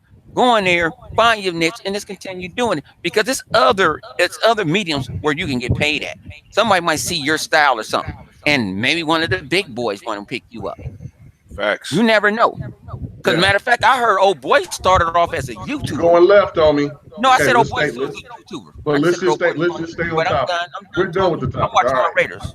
Oh yeah, you got to go left. All right. Anyway. Oh man. All I was going to say on this issue, and then I'm going to move on to the next topic, was that was one of the things that happened with me by bringing.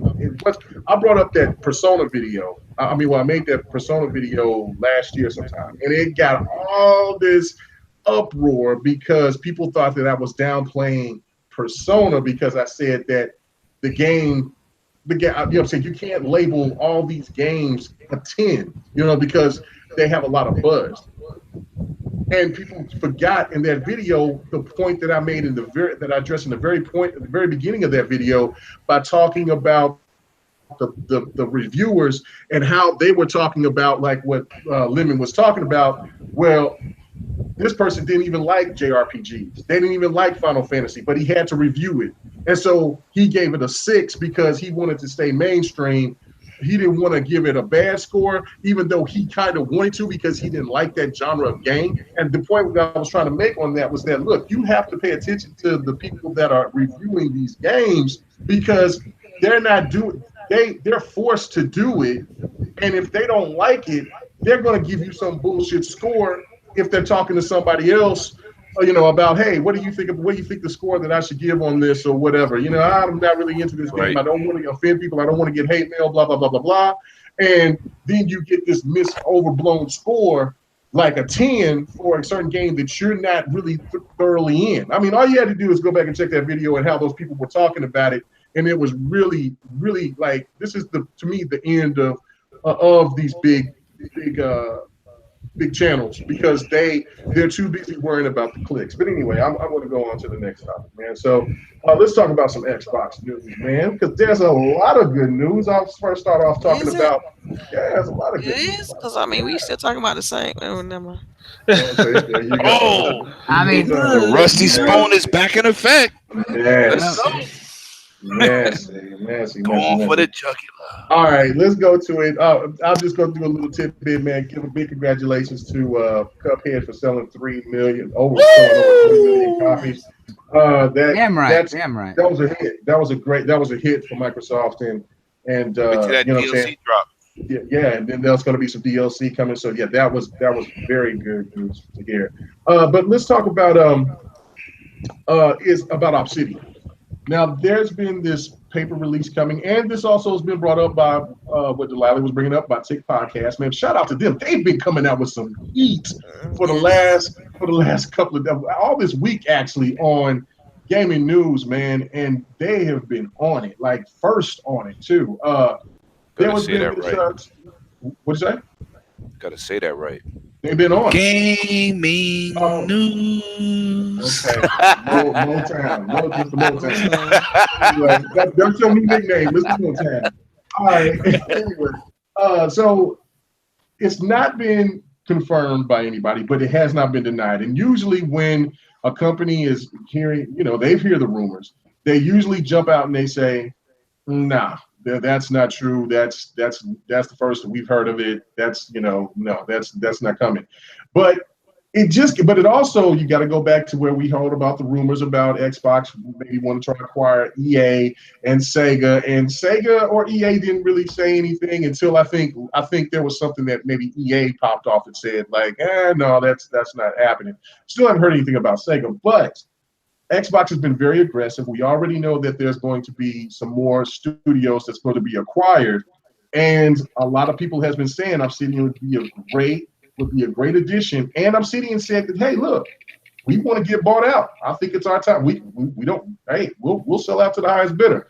So I'm going to go to you, Triple Cup Chuck, straight off the bat. What do you think about this whole Obsidian situation? Do you think that this rumor is true? There is some documentation out there that looks legit. They're saying that it is.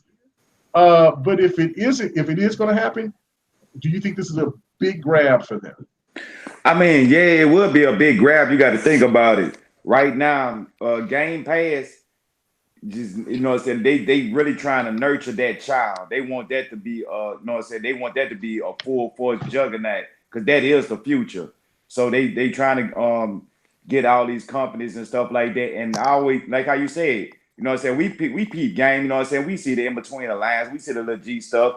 Like if it's not true, 9 times out of 10, they gonna come out and be like, "Oh no, that's not true." But when something is true, they shut the fuck up about it. They don't say nothing. You don't hear nothing about it. So normally I start leaning towards certain situations on how they come at it. So if they hearing stuff that rumbles in the air, like when Tick was bringing that out, I'm just exposed to that. It's a very, very good possibility that that's true. I can't, it's still rumor, so I can't really say, it's gonna be an actual good move, or how they're gonna really implement them in with them. But right now, I still say yeah, because they would have been came out and say no, we're not doing it. Okay, all right. What about you, 108? What do you think that this is fake news? Or do you think that this is the real deal? And I mean, and big shout out to Post Up that's in here in the chat. He was one of the people that, one of the first individuals that I seen bring it up after I seen Tick Podcast blow it up. He was all over it. So big shout out to him. But yeah, what do you think about this 108? I think it's good if it's true, because they're a good company. But I also like to bring awareness to people. If Microsoft is buying all these companies now, don't expect no damn games this generation. It will be for next generation. That's some people like they're buying all these companies and they're planning and the developers, and we're not going to see that this generation. We're going to see everything maybe the next Xbox. I think that's 5 years from now, at least. Well, I don't know 5, but I know it ain't this generation. It won't be 2019. It'll most likely be 2021. But it's a good thing. It's good. I'm happy for them. They got the money. You might as well spend it. Phil's in charge. The budget is unlimited. The check is blank. Let's go. Let's get it done. All right, cool. All right. What about you, Bloody Knuckles? What is your thoughts about this, man? I mean, you think this is the real deal? You think this is legit? I do think that there is some semblance of truth to this, because typically, like you said, whenever something is quick to be said, no, this isn't true, typically companies will come out about it. But right now, no one's saying yes, no one's saying no. There aren't like any sort of confirmations one way or the other. So that just kind of lead more evidence into the fact of, yeah, this is more than likely going to be a possibility, and they just don't want to say anything right now, because that's what's happened in the past. So it's definitely a great thing, because Obsidian 1 is one of those companies that has the versatility. Yeah, they've done a lot within the RPG genre, but the thing is, they've done it across so many different aspects of RPGs. They've done their isometric right now with Pillars of Eternity. They've done, first person with New Vegas. They've done traditional old school tabletop style RPG with Knights of the Old Republic 2. So if they pick up Obsidian, it would be a good get for them. And there's a lot of aspects and a lot of avenues that can open up with them getting a full dedicated RPG studio like that. So I really hope this is true. And one way or another, I hope Obsidian does more, because they've done, a lot, and they deserve to be picked up by someone or be given more projects. So I really hope that this is true, because like everyone was saying, this is setting up for the future. It's not anything we're going to see now unless they've already been working on a project for a while, which is highly unlikely. But whatever they come out for next gen, it's going to be coming out swinging hard. That's all I can say. All right. What about you, Don? What is your thoughts about this whole Obsidian thing? Do you think this is true? I think there's multiple offers out there. Here's the thing: you don't know if the studio is going to bite, right? And Microsoft's obviously aggressive, so there's got to be offers out there that people are not taking up, and vice versa. Both what the studios are offering and what Microsoft's willing to buy, and vice versa. I don't know how letters of intent and buyouts actually work, to be honest with you. So I don't really know what relevance this is outside of there's some smoke, so where's the fire, sort of thing. But Obsidian, I think it's just one of those studios that needs the right publisher, and they make great games, but they also make mediocre games if they don't have the right publisher. So I think they're a studio that really depends on having the right publisher. I think they're talented people, but sometimes those marriages between publisher and studio are so crucial, and sometimes it makes and breaks studios. So I'd much rather them be bought out, and I don't care who buys them out, right? I'd much rather them be bought out than disappear, right? Yeah. I mean, it's hard to get teams together. It's easy to buy individuals that are talented, or not buy, but hire individuals that are talented, but it's hard to get a team that meshes and works together. I mean, how many GRG episodes have there been, and how long did it take for you guys to mesh together as a group, right? You think about that. There were some growing pains there. I mean, just with nets, bots say it all the time. With Next So there's growing pains there too, right? Yeah. So that didn't happen overnight. I mean, that took some hard work, dedication, and people willing to work together. And so studios are important to buy. I don't want to see studios go under. And I want to see studios find the right publisher. So, I'd much rather than being bought out. I don't care who it is. I don't care if it's Microsoft, Sony, really anybody.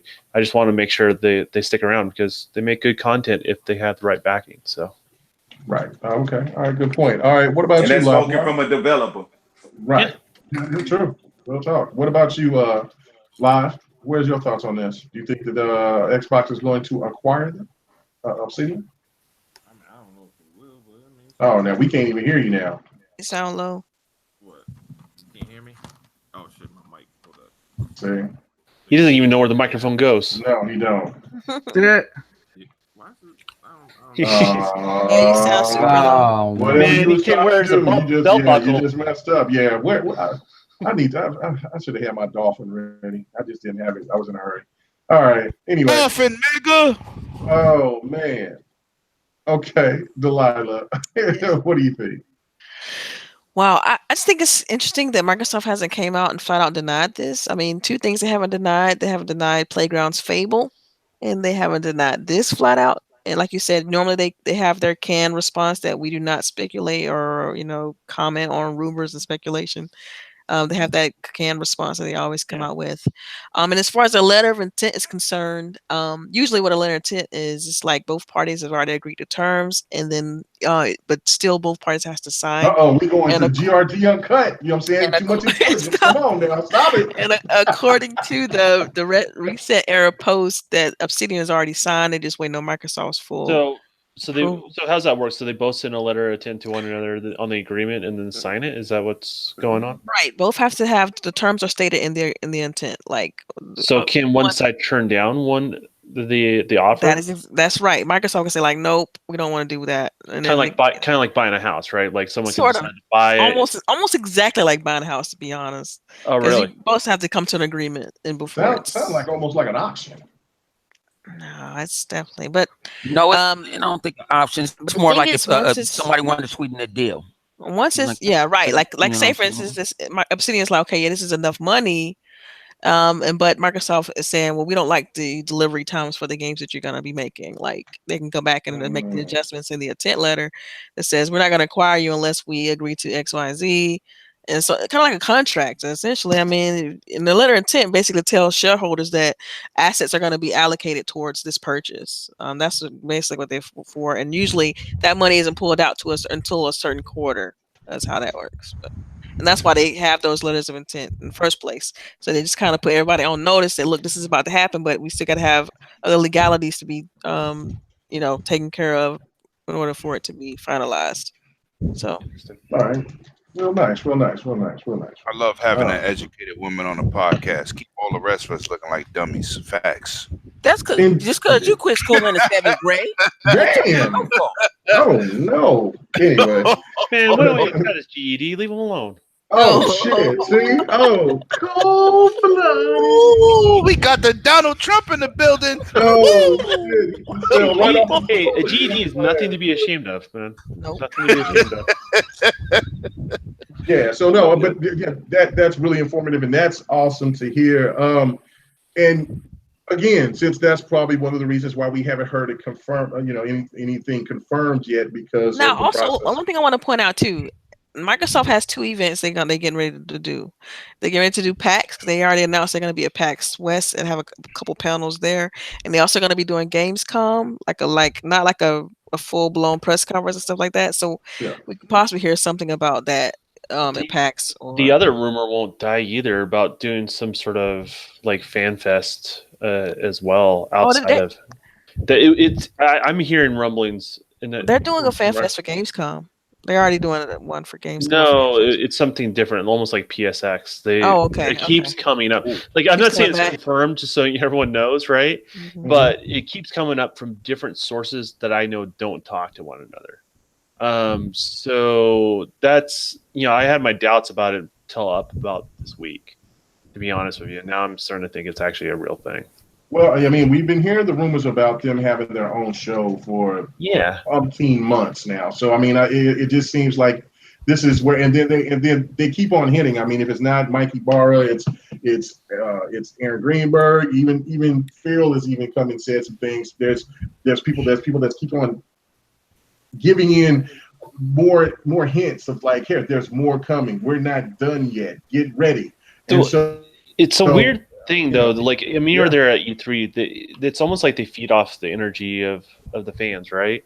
It kind of gives everyone kind of this morale boost within the company, if that makes any sense. So there's a mutual benefit there in regards to that. So I'm curious if they're going to go through with it. I mean, they can pull the plug anytime. I guess I'm the only person that feel like they're not going to do this, though. Like, I feel like they're not going to have a. I don't think they're going to do it either. I'm with the lot. What they do at Fan Fest is that's their giving back love to the fans. But that's not giving love to the fans. That's not at E3. But hold on, this is the thing right here that. Just because Sony does it, Microsoft don't mean that Microsoft need to do it. No, that's what I hate. That's where you make that's where you're wrong, though. See, the one thing about let him finish. Let him finish. 100. Shut up and let me finish. Damn. The thing what I was trying to say to you is that in Europe, PlayStation runs that out there. They run that. So why not get your fans? They seen out here in the United States, especially in LA. I've never seen anything like that. Now, of course, that was my very first E3, but like a gathering like that was incredible. That had me even more hyped just being there standing in the sun. Now, you go out there to Europe and you have Xbox fans there. There's plenty of them. You get them out there and you start enticing. That starts making people start thinking like, whoa, you know what? Xbox is doing this, PlayStation isn't. That starts bringing a whole different dynamic into it. You want to start attracting more gamers to get back on the Xbox brand. I mean, because it was just last generation, the 360 wasn't that far behind from PlayStation 3. But in this generation, they just get crushed. So but they have Fan Fest. Yeah, but they have Fan Fest at Gamescom. Hold on. And then Gamescom is not like E3. It's open to the public, completely open to the public. Okay, so they have a fan fest. So Sony don't have no fan fest. They don't have no fan fest. But what's wrong with in Europe? Having getting your fans more involved. They doing that with fan fest. They haven't the same thing we get out here in the States. They taking that to Gamescom. Okay. You don't get Microsoft currently has 3 fan fest events. They have one in Mexico, and they have one. They have one in Brazil. I thought. Yeah, they got Brazil. I'm sorry, that's what I was thinking. I was thinking about Brazil. I'm sorry. That's a huge. Yeah, Brazil, and they did the UK, and they do the United States. I mean, I don't know. I'm just saying the rumor won't die. Like, it's coming from. You know why? I think a lot of people want it. I think a lot of people want it because I do think it will help. You know, as far as spreading their brand. I feel like they don't do enough advertising for their individual titles, so I think it will help. But I do understand that FanFest is still big for them. Yeah, absolutely. Well, and it's one of those things to give it like a vitamin B shot near the end of the year. It's where they've always kind of struggled as a brand. You know what I mean? Yeah. Where we live in this world where everyone lives in the now, and it just kind of like, what have you given me recently? Even though you could have dropped 2 AAA games like literally the week before, right? So I think that's what it would serve as. I don't know why the rumor keeps coming up. Like and another reason why I don't think it's going to happen because they do the monthly Inside Xbox thing. So I think that's what I was saying. Gotcha. Ain't that supposed to be like their Nintendo Direct? It's supposed to be like we're going to show you what we're doing constantly. I mean, yeah. I'm not sure they advertise the current games. They talk to developers. Their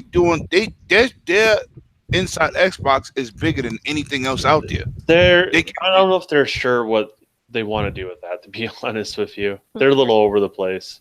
They haven't found their foothold yet with that. Yeah, and right now there's such a mixed bag with that. You have people that like it, you have people that don't. You got people that I mean, it's. I can see them doing some. Yeah, I wish they would get the UK crew to publish the show because if the UK's YouTube channel is light years better than the United States YouTube channel. Official Xbox. I would agree with that. Too many old people on the United States one. They got more down to earth people on the UK one. So put your applications in. She's so stupid. Yeah, I'm trying. I could use that extra check. You ain't lying. So anyway, all right. Let's. Are we here? but let's let me make this one point and then we'll move on. Xbox has said that they want to get a smaller, a company that wants to do some more of those AA type of games. Obsidian does that. I mean, look, I was playing this week, believe it or not. I was playing, what is it called? Something Protocol. Alpha Protocol. That game has so much potential. I mean, that game, like when you first start playing and stuff, you're like, and then you get into it and you're like, man, this game, but then it starts kicking your ass because the controls are so broken, the camera's broken. But the game has so many cool features that you still keep playing it, but then you get to a point to where, like, especially when you're trying to do the lock picks or something like that, and then like the controls doesn't respond like they're supposed to. You're like, oh my God, really? Like, but that's just like what Don was saying, is that if they had the right publisher behind them, those little intricacies could be fixed. They're also not a quick studio. I'll say that. Like when you that might be a problem. When you give them time, you get the South Park game, right? Mm-hmm. And you give them the right direction, you get the South Park game, right? But if you don't, you get something, you see the potential, and you're like, oh, but you just want a little bit more, but it falls a little short. So that's why I would say they've been hit and miss, but I think it's a publisher thing. Right, and they also they make a genre that I've been saying that Xbox needs for them is those over the top games like Path of Exiles, or if other people like what is the main game that everybody knows about? Diablo 3. Like those Diablo type of game. Like, yeah, what are those? What is that genre of game called? I don't know. I can't Dungeon crawler. Yeah, Dungeon crawler. Yeah, those games are perfect for Xbox. Like I said, Path of Exiles, if you haven't played that game, you need to jump on it. That is a fantastic. But that's an Xbox exclusive. A third-party Xbox exclusive. Nobody don't want to talk about but it. It's not an Xbox game. But it's not an Xbox game. It's an exclusive, but it's not an Xbox game. What you have with Obsidian, they make some of the best. They got Tyranny. They got what is it? Pillars of Pillars of something. Pillars of Eternity. Pillars of Eternity. Those games get high marks with the PC community. You get those games at Game Pass and on and got to play anywhere. That's a hit. I'm telling you. So I mean, bring over League of Legends. That would be amazing. It would be. They even worked on Neverwinter. I didn't even know that, but they got. Yeah, so they got a lot of potential with that. It's just that it's like what everybody's been saying. It's like, look, man, it's just this just in a negotiation phase, and let's just hope that they get acquired because I think a lot of people would like them to get acquired. So let's go on to the next topic. Let's get to the big one. Let's get to the big one of the night, and that is the fanboy. What the hell is going on in regards to Spider-Man crushes everything, and like Tomb Raider, which will come out in a week later, Tomb Raider is non-existent. Nobody. I mean, I'm on BGST this week, and Tomb Raider, it don't have dual guns. Nobody cares about Tomb Raider no more. There was somebody in the comments in here earlier that was saying Tomb Raider is overrated. Nobody cares about Tomb Raider. Weirdo. And it's all about Spider-Man. Look, I understand Spider-Man is going to be a fantastic game. It looks great for what we've seen out there at E3. We know that the game is going to sell well. It's going to perform well. But my God, like there's people even now trying to second guess Red Dead Redemption. Like, are you really going to go there? Are you people really going to go there? Like, I know that you like your exclusives, but to go over and to say something about Tomb Raider is one thing. And I was happy that the guy from the lead developer out there that made Tomb Raider said, look, we're not worried about Spider-Man. We got friends that's over there at Spider-Man. We wish them luck, but we have no worries about Spider-Man. And he meant that in the utmost respect, but he was just like, look, I mean, I don't even know why you even talk to me about Spider-Man. We're talking about our game. But then that you want to bring up Red Dead? Okay, so let me go to you, Knuckles. What is this crazy fandom about Spider-Man, and what makes you think that it's going to Thanos finger snap all that comes after him? Honestly, it comes down to insecurity. Like they want everything that they get to be the best. And I'm not dissing on the game. I'm absolutely excited for Spider-Man. I'm a Spider-Man fan because I'm a total nerd. I love comics, and Spider-Man's probably one of my favorites. The game, me, you, Mega, and a few of us we got to see it at E3 and we got to play a part of it. I don't know if anyone else did. I know I did. Mm-hmm. I did. But the game, I didn't get to play it, but I watched it. It's phenomenal. There's no denying that. It a little bit different than a lot of others, but it still works really well. But this game does hit a certain genre, whereas Red Dead and what we've seen with GTA, it's universal. There's no topping what GTA and what Rockstar does. There is no way, and I mean this with the utmost sincerity and love to Insomniac and what they're doing.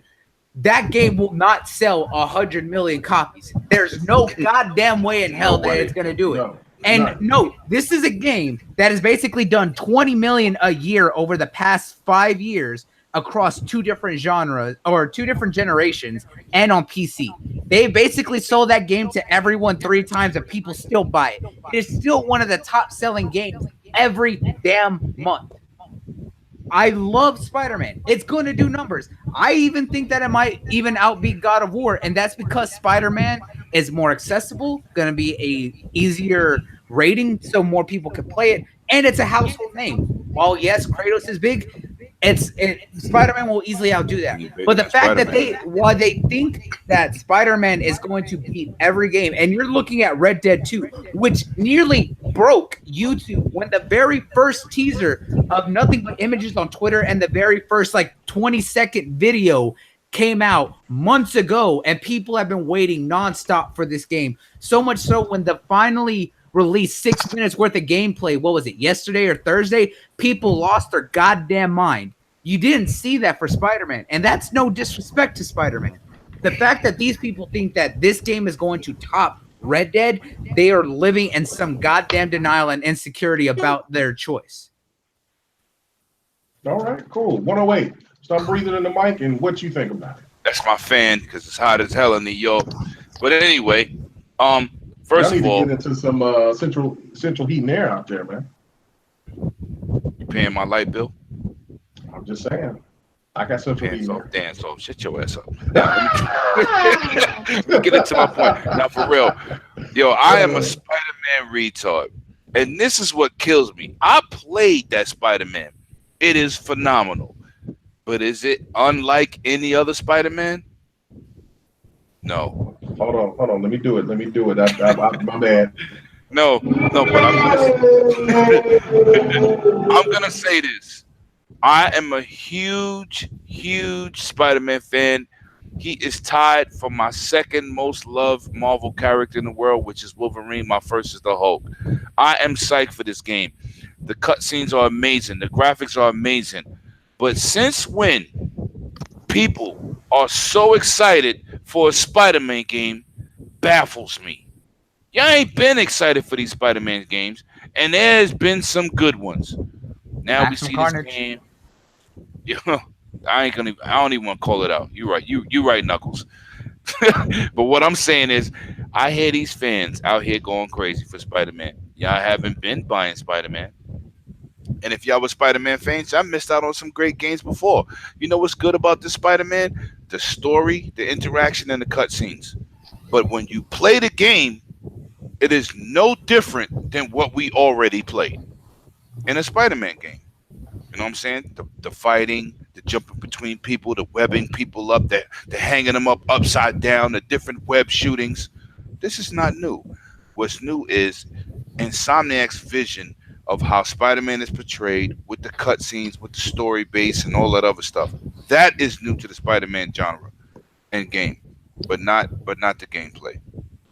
It felt like a regular Spider-Man game with very heavy on the cinematics, which I can enjoy because I love good cinematics in any game. The God of Wars, the Gears of Wars, the Halos.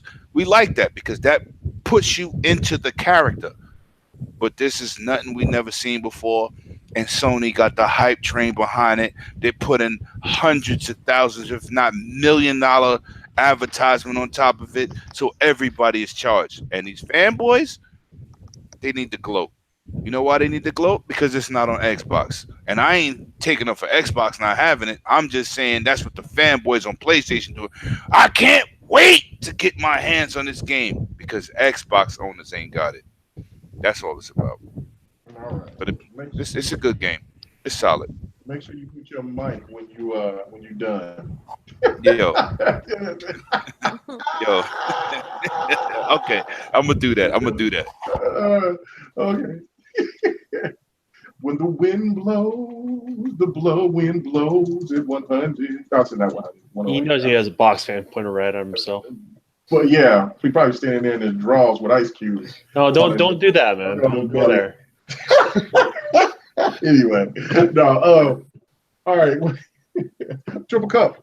What's up with all this craziness with regards to Spider-Man just destroying everything? And I mean, I want to hear y'all thoughts about Tomb Raider because I mean, y'all been talking about Red Dead, but does Tomb Raider not have a chance in this? No, Tomb Raider looks fucking beautiful, straight out. Oh man, Triple Cup is gone. What happened to Triple Cup? Mm-hmm. Hey, all I know is that Tomb Raider, like I've been absolutely in love with the new Tomb Raider reboot. They gave Laura the absolute like best like makeover and reboot possible, and part of that was thanks to Crystal Dynamics and Noel Gallagher. And I love what Eidos Montreal is doing in collaboration with them. This game looks phenomenal. I love the darker approach, and they're going to be more old school Laura and Tomb Raiding aspects into it, so it's going to be good. All right, yeah, no doubt about it. What about you, 100? What is this craziness that's going on, man? I mean, oh man, I guess the streets need attention sometime. You already know Tomb Raider. That's man. Me and Laura. You know what I'm saying? If I have an old lady, me and her probably be married, cyberly, but it don't. You know that people might use that against you. I don't really care. Yeah, they use everything against me, falling asleep online and all types of stuff. So I Hey don't. man, 2D's Ain't all nothing. I need. I never did it. Ain't never nothing I did before. But Listen, Bone, you know that Laura's gonna be in the jungle again, right? hey, Word on the street is that's not cool no more. Even though Uncharted is always in the jungle. I'm just saying. That's what I heard. Word. You know they don't want them. You know that's boy, it never stops.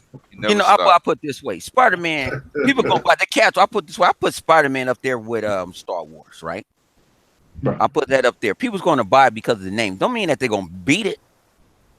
It might be one of the best red box requests.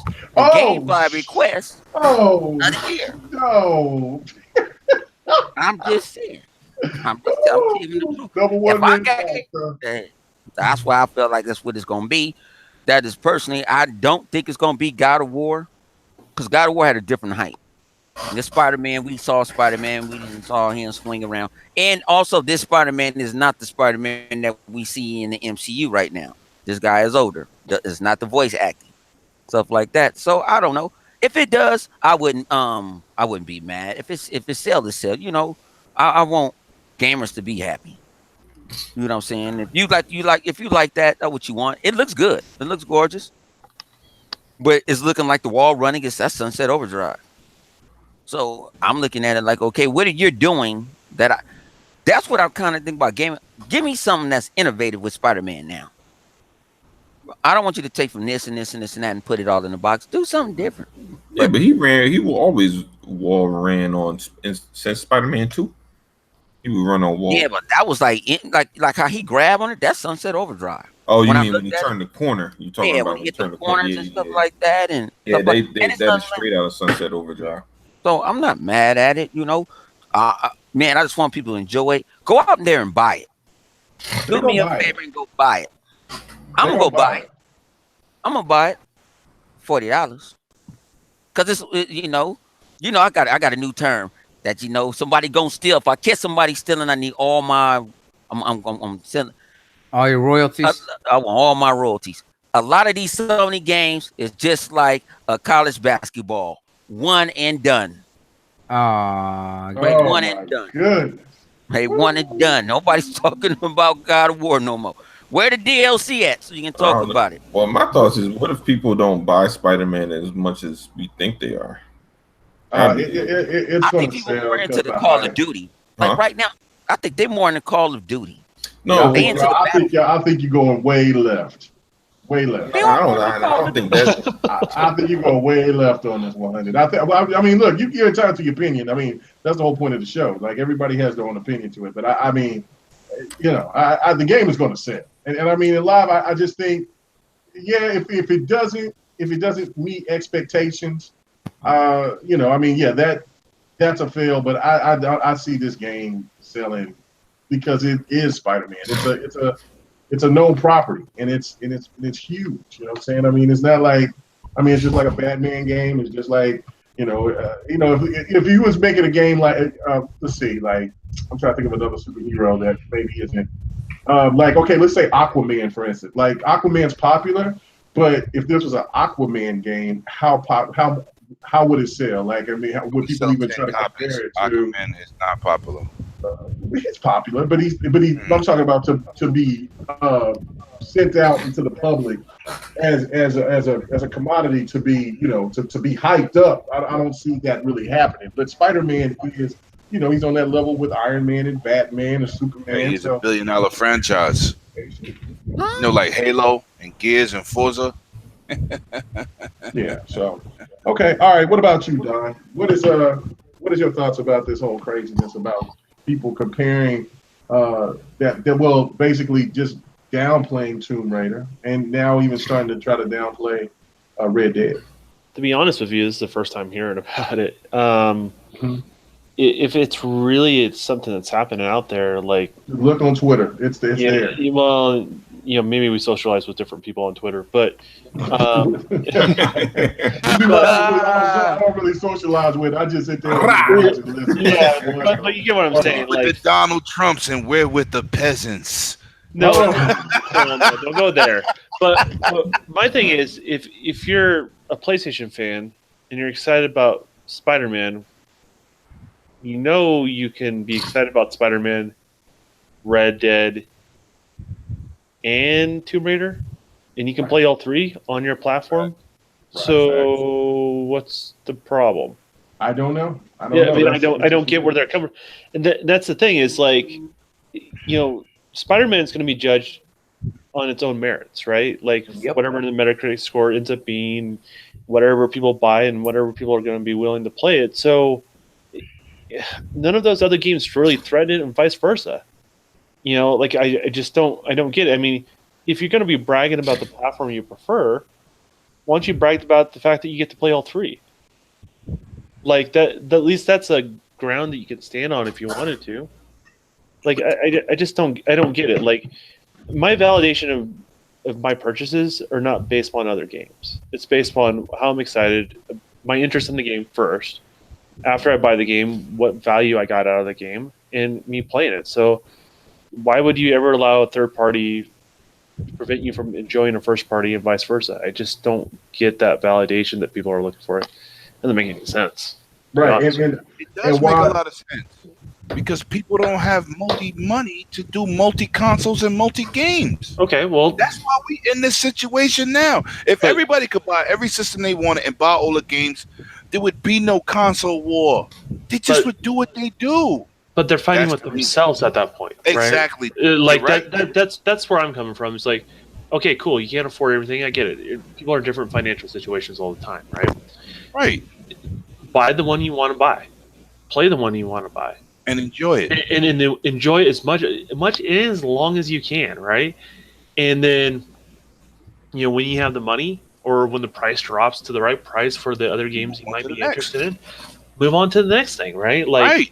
I agree. I mean, there's just no need for looking for that type of validation in a game by hating on other games on the same platform that you're trying to defend. Like, it doesn't get anywhere. Like, Weird. I'm going to play Forza Horizon 4. I'm looking forward to that game. Yes. Forza Horizon 4 does not threaten Red Dead. It does not. Right. It does not threaten Tomb Raider. And I'm looking forward to those two games because there are different types of games. Actually, this is no joke. This is the first Rockstar game I might actually pick up and play. I've never liked Rockstar games in the past, and I'm actually looking forward to this Red Dead. So I'm going to give it a shot. But that's something they've earned over time. Right, for me as an individual customer, and they don't threaten the other stuff I'm excited for on the platform. Right, and for you, this is your first time hearing about it. I mean, this is the thing because there's articles about it. Like that's what's the crazy thing about it. Like it's just like with the head guy from. Let me go back. Let's see. Having noises. Well, look, I can't sit on the side and not play a game and discredit something else because I might not be able to afford it, or you just think it's going to clash with something else, especially when it's two different titles, two different genres, and they just, if you're a gamer, just buy what you want and then enjoy all the titles that you can, man. That's all I say. That's the thing. And it said the EDO's Montreal's lead writer and game director responded saying, this has been a great year for games. Murray told COD Connect. He says, yeah, exactly that. I'm not worried about Spider-Man. Bissett said, I have friends working on it, so I'm very happy for them too. And I think that you were saying it's a great year. And for me, Spider-Man and Shadows of Tomb Raider can coexist. It's like what you guys have been saying. It's very different experiences. One's way more about movement, the city and things, and the one is way more about exploring and finding things that makes life special. He's like he says only one game has Lara Croft, Murray finished. So like, I mean, that's like, you know what I'm saying? It's kind of like, look, man, I don't even know why you guys are asking me this. This really don't make sense. I'm over here trying to sell this game. These people are trying to sell this game. And this is a part of it that about with the social media that kind of just dampens on a really good year of really good games coming out. Like, I mean, there's been some solid games that came out, me and Don, we really like Sea of Thieves. But Monster Hunter. yeah. But Sea of Thieves is dog shit. It's the Kraken is lacking. Oh well, State of Decay. State of Decay. It's you know what I'm saying. Well, it looks ugly graphically. It's not up to par. Y'all want to pay $500? You know why we enjoy those games? We're not looking for validation from other gamers. Exactly. Facts. Right. So. It's still a great game, regardless. That's what's this beautiful is what I'm trying to make. Yeah, like I mean, look, for any Xbox fan that want to downplay God of War, look, I didn't like what I seen or what I read about God of War, but once I played it, I had a change of heart. The game is great. It's fantastic. It is going to be a very it's probably number one contender to maybe winning game of the year, unless they bring in Red Dead Redemption. Because if Red Dead Redemption 2 comes out, then I think it's a wrap. See, here's what I don't like about the whole like this game's got to be good, and this game therefore this game must suck or whatever it is like type approach, because like it distracts from like what these games offer to the certain people. Like I remember tweeting earlier this week the fact that Tomb Raider actually has 3 different difficulty sliders between combat, puzzle, and exploration that you can dial in the game. For your personal taste, because those are all different aspects of the game. Like for example, one of the things with the exploration, and I hate it what they do with the new Tomb Raiders, is they like paint like ledges and stuff like that. So they highlight it so you can see. Yeah, you can take that off now. Like with the difficulty slider, you can. So you actually have to interpret like when you're crawling up the cliffside, the environment and all that sort of stuff. You have to read it, right? It just doesn't just hand it to you. But things like that is forward thinking, because you have to do these things for people that are relatively new to the game, or they get frustrated really early, and you want them to be able to play through these games. But the same token, like for me, like I've been playing games for a while. I don't need no aids to figure out how to climb a wall, right? And it's distracting. So for me, I don't have to worry about that sort of thing. But that's not a conversation we have now about Tomb Raider, because one has to be better than the other versus, hey, they're probably going to both be pretty successful, and you can enjoy it. But we don't have that conversation, or it's conversation trying to downplay how good Spider-Man actually is or not, right? Like, I'm not interested in like ragging on the game and making people feel like crap about something they're excited about. That doesn't serve any purpose either. But when you spend $65, do you want to rag on? If I spend my $65 on the game, I want it to be the best it could be. Yeah, I'm not looking for the faults. I'm not looking to say, yeah, this game is garbage. I bought it for $65 though, but it's garbage. Who does that? You have to be a weirdo. Yeah. And those people enjoy it. This really loves company. We ain't heard from Delilah. What do you think about the situation, Delilah? Wait for it. He said, "Wait for it." She's gone, Jack.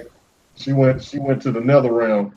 Anyway, man, we're running close on time, so let's go ahead and get to the last topic and get out of here. All right, which one I want to do, because there's like 2 more. All right, let's go to the other good news from Xbox, and that is for the studio. Don was sitting here was talking to him about how they are a studio that does not play games when it comes to hiring developers, and obviously this must be true because they have hired the initiative has hired the God of War producer, the lead producer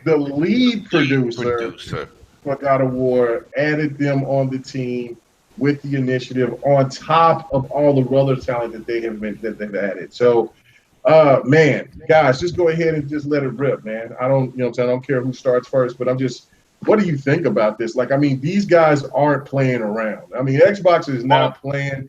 You know what I'm saying? The initiative is probably the most secretive out of the groups that we know about of the studios, but they seem to me to be the most intriguing because of hearing that they could be a potential. And I will lead this off because I said this when we found out at E3, when we did our live episode, and I will continue to say so. What they are doing with this studio in Santa Monica was exactly what I knew it.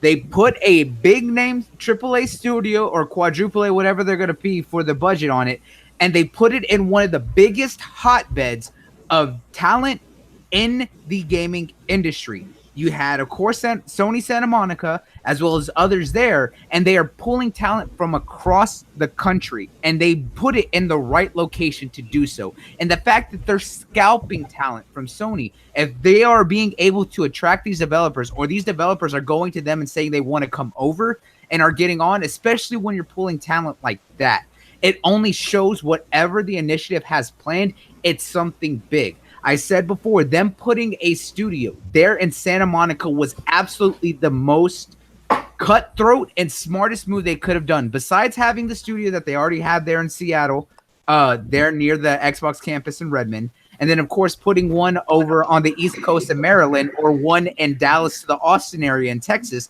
Santa Monica is the other biggest hotbed for talent for those in the gaming industry. And the fact that we are seeing the amount of people who are wanting to come to the initiative. And these aren't just small devs. Like, there are some small devs who are going to get a big shot, but they are pulling in big names from across studios, many big studios. That only shows that Microsoft has not been playing around with what they want the initiative to be. And with with Gallagher leading the charge on this, it's going to be something huge, and I'm excited for it. Right, and let me be country, because I'm going to try to name some of these names. Don, if you know any of these names, please help me out. Or anybody in the panel. Not really allowed to talk about which ones I know. Well, I'm not talking about personally. I mean, give me if you know them personally or not. I'm talking about like maybe know how to pronounce their names. Yeah, pronounce their names. Okay, so you got Annie Lohr, you got Blake Fisher, you got Christian. Oh shit, Cantum Tutumosa. Tanzamiza, I think that's how you say it. Daniel Newberg, Lindsay McQueenie.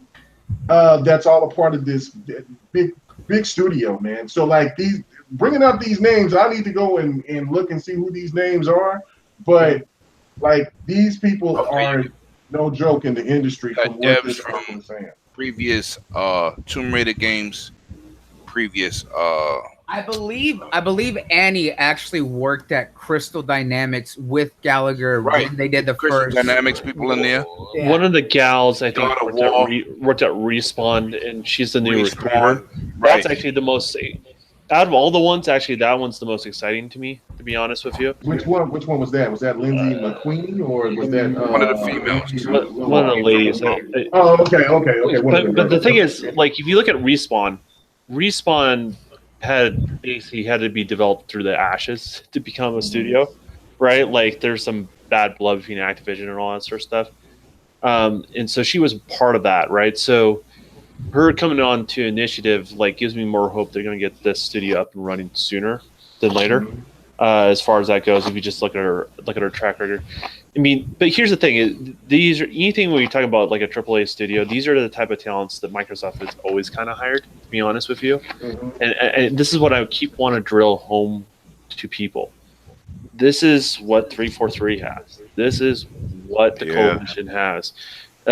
So you're going to hear a lot more of these names for the initiative because they don't have anybody yet. They're starting, right? So they have a lot of spaces to fill. So you'll hear about a lot of the names between here and there, but it's going to be normal. They're going to be built like most AAA studios you already expect. So expect to be big names, no names. Expect the big names to show up first before the smaller names because they don't know what they need for filler yet until they kind of fill in the big roles. And this is the same sort of thing we're also seeing with, Playground Games, right? Now, once they became part of the fold, they start hiring just like Microsoft studios do, the AAA studios do, in regards to that. So these are more telling what type of studios these things are going to end up being more than anything else versus some of the smaller ones. We don't know what talent those guys are going to be bringing in yet. So like the guys that did We Happy Few and all that sort of stuff. So yeah, okay. What you got to take from this is Microsoft with their new direction They taking it serious, and this is good for the Xbox gamer. This is good for the gaming community. And what I always tell people is these situations always happen. It's just that it's more advertised now when when a developer leaves somebody, or a producer or a director or a programmer or a writer leaves a company and moves on to the next situation, because they always look for a better financial opportunity and an opportunity where they can express their visions in a broader sense. So this is just good for Microsoft just to do this, because you see they're going in the right direction, man. And they needed to do it. Sony's been around a long time. They already had these studios developed. Microsoft is really, out of the three consoles out there, they the babies. You know what I'm saying? Everybody looks at Microsoft like they're the king. They're the king financially because of Windows and the computer side. But video game, this is only their third console. You know what I'm saying? And they still play. How many systems Nintendo had? NES, Super NES, GameCube, N64, Wii U. I think they were in 7, because right now it's generation 8, but I think they had 7. What I'm saying is, but that's what I'm saying. Microsoft is the babies of the group. They're not supposed to have all the franchises that everybody else has. They're not supposed to have all the developmental teams and first-party studios as the other groups have. They're coming from behind, and seeing Phil take the helm and investing into the Microsoft brand and the Xbox brand, this is where you want them to go. We see they 3 big games. Of course, they got the 3 big games, but to see where they're going in the direction, you got to say, okay, they're taking it serious. So before, 4 years ago, could we say where Microsoft is going as a company for video games? We had no goddamn clue. But now we see they're investing. They're taking time out to develop their first parties, and they're branching out. It's not just about Halo, Gears, and Forza no more. They're trying to do other things, and that's a good look for the brand. Yeah, that's true. What about you, Delilah? Are you back? She's there, but she's only there in spirit. She's done. She's only done in spirit. All right, Livewire. Yeah. I don't know. I'm just looking at it as it's nice to see that they're getting a lot more talent, and seeing the names that they said they were going to go after, they are going after. But I'm just looking at the aspect of maybe this isn't like just a small little. Not to say that they weren't going to be big, but maybe it's a little bit bigger than what I thought they were going to be. I think this team is going to be probably working on like multiple games and shit. Like, I don't think this. Let me put it in perspective for you, right?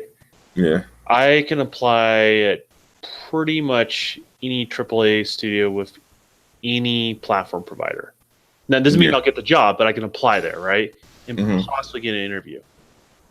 They won't even, literally, my resume if it went to this studio that we're talking about, the initiative, it would just go right in the trash bin. It's not because I'm not good at what I do or anything like that.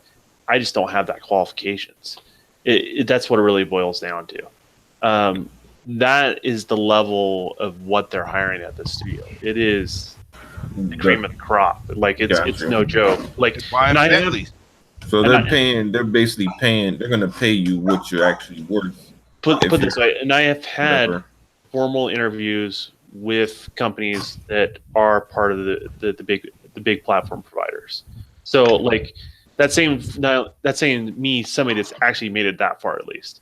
So like this is like I haven't seen anything like this in the gaming industry yet at this level of requirement, if that makes any sense. This is a next level studio. What is it, like Charlie in the Chocolate Factory? You have to have the golden ticket in order to get through the gates. Yes, that's exactly what he's saying. Yes. Yeah, I mean it's the elite of the elite.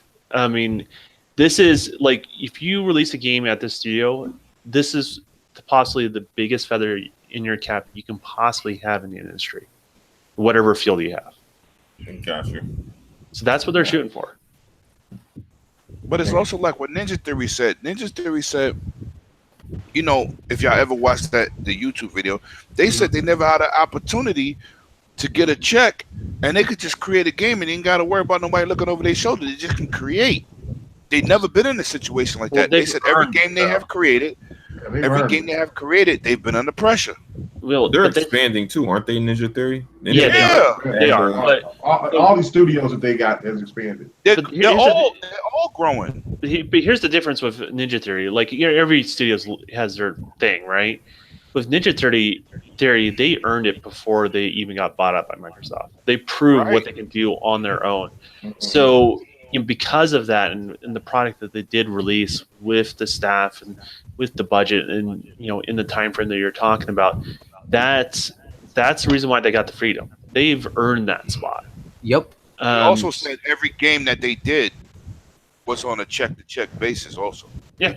I mean, that's how a lot of studios everything live. was financial. It was like, okay, if we don't make this good, we ain't gonna be around them all. That's how good to have a freedom. That's how a lot of studios are. Like, to be honest with you, like before they release their game to go gold, they're throwing pitch ideas to publishers for their next game or sequel. Right. So that's how these studios live.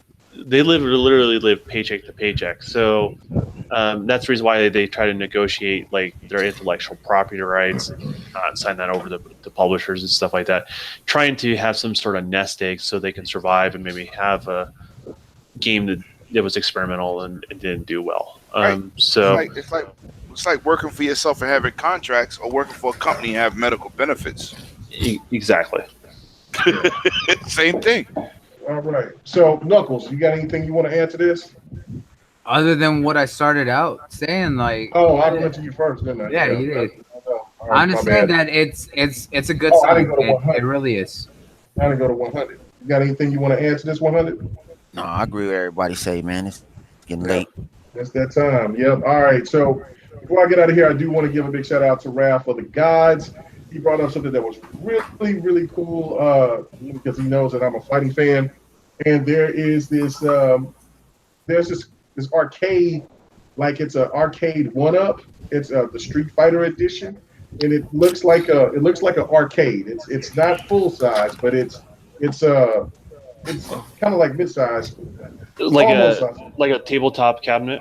Right, yeah, but it looks just like an arcade, like an old school arcade. I know. And it has, and it's got Street Fighter on it. But what was another cool thing about it was that the damn thing has that you can implement emulator. It can run emulators, and you can play anything on it. So that's really hot. So you talking about the half thing?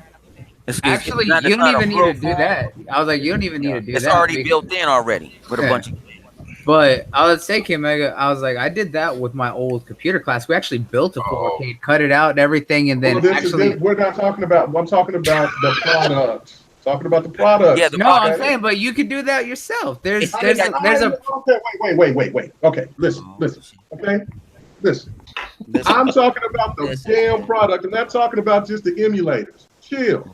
I'm saying this is a cool little thing that I want to talk about. You know what I'm saying? It was kind of the man to sit there and to show me this, and he wanted to get your opinion of what you thought about it, not listening to something going left. We gotta get out of here. So y'all got anything to talk about it? No, I saw it like maybe that's fine, but I saw it maybe a month or two ago on I forgot one of the YouTuber channels. He had got it.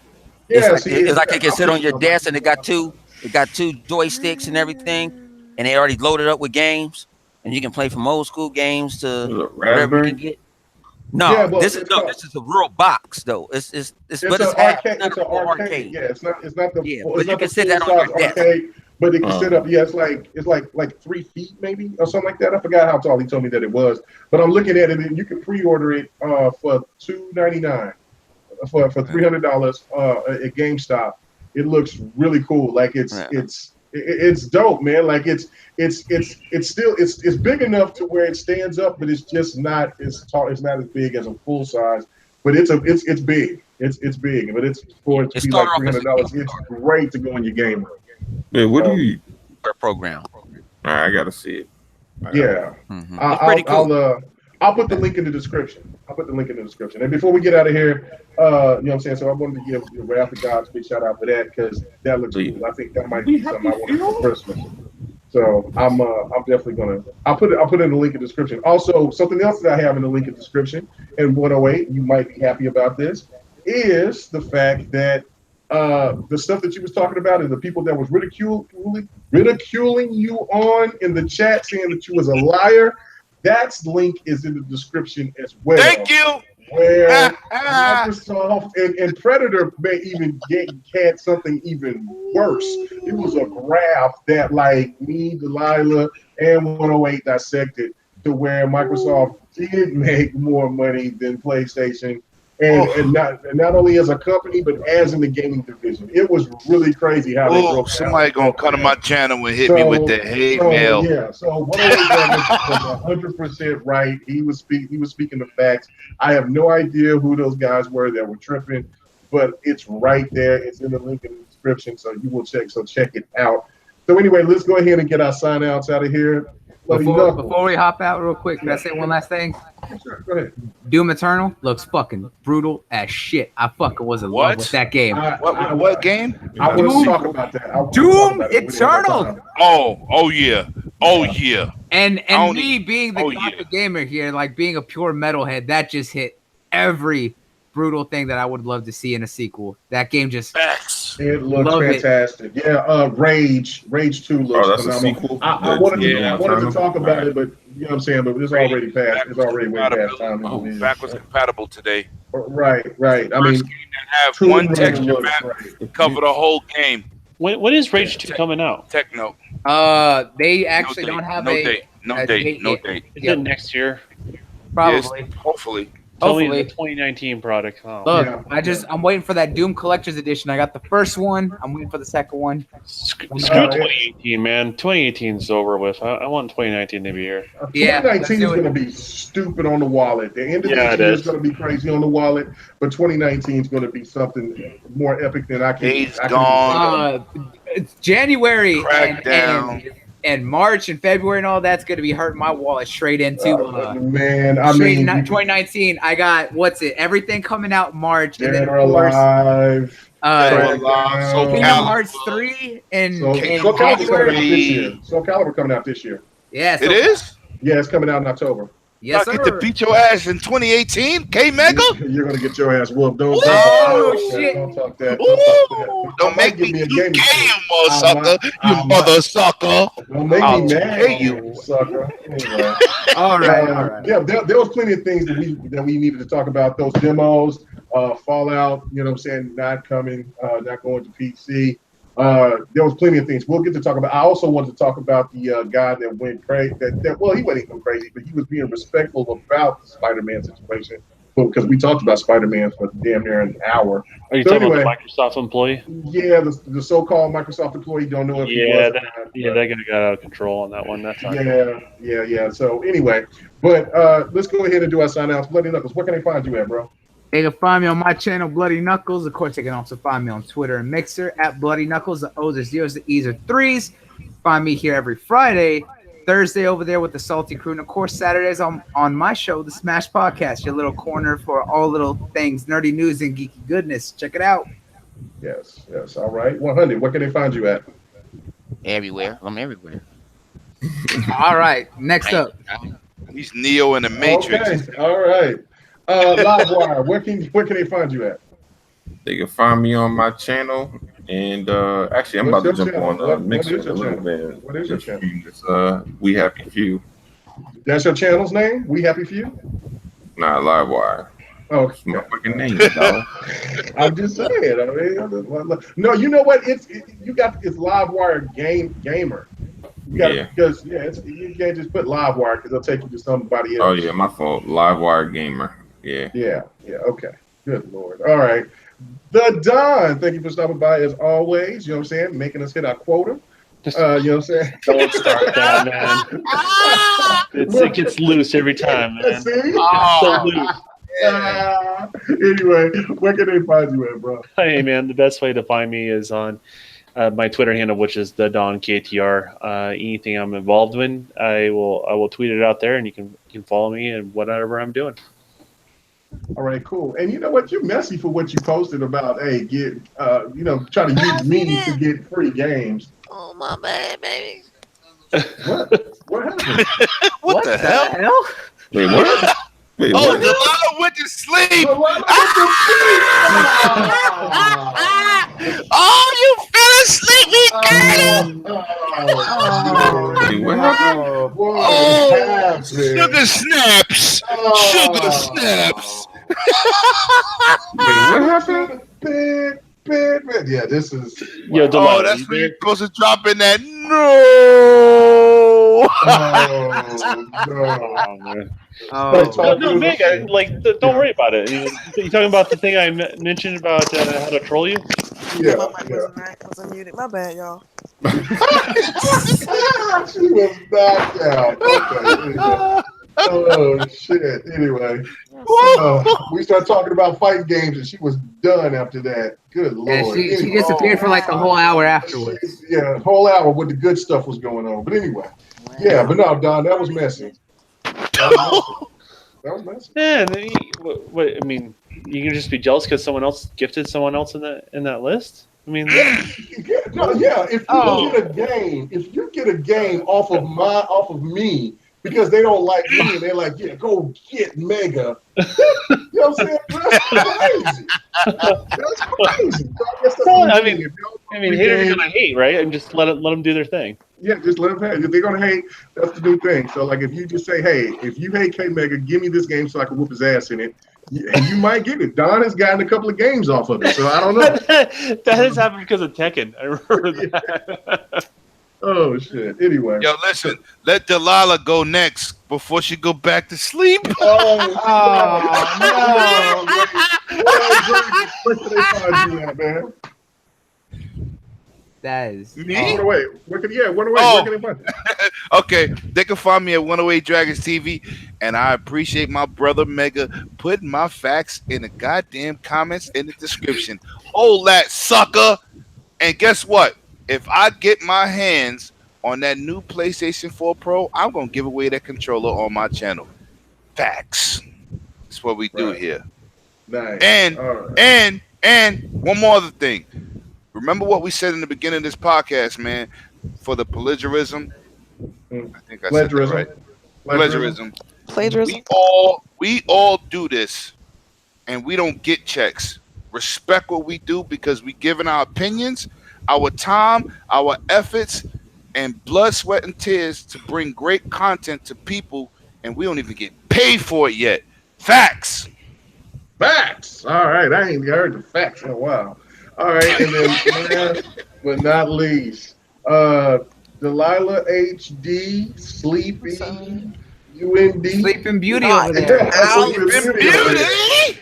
The beautiful Delilah. I don't even know how long it was out. It's how bad it was. No, Lila. You was out for a minute. You were supposed to say. Yeah, you were supposed to. It was about like almost an hour, man, for real. Like, okay, Mega, you supposed to be like. I honestly don't know. Why how you woke up. Give me crap. But listen, yes, anybody who's still listening, I guess, 'cause I know I'm out. You got to be out too. It's been an hour, you said. Yeah. Thank you for rocking out with us. We do appreciate it. You guys know you can follow me on Twitter at Delilah_HD, and you can catch me right here on GRG on Fridays and on Grown Woman Gaming on Saturdays. Hey, Lala, they want to know where you slobbering? Oh, shit. What? She got on a baby bib. She was drooling on her t-shirt.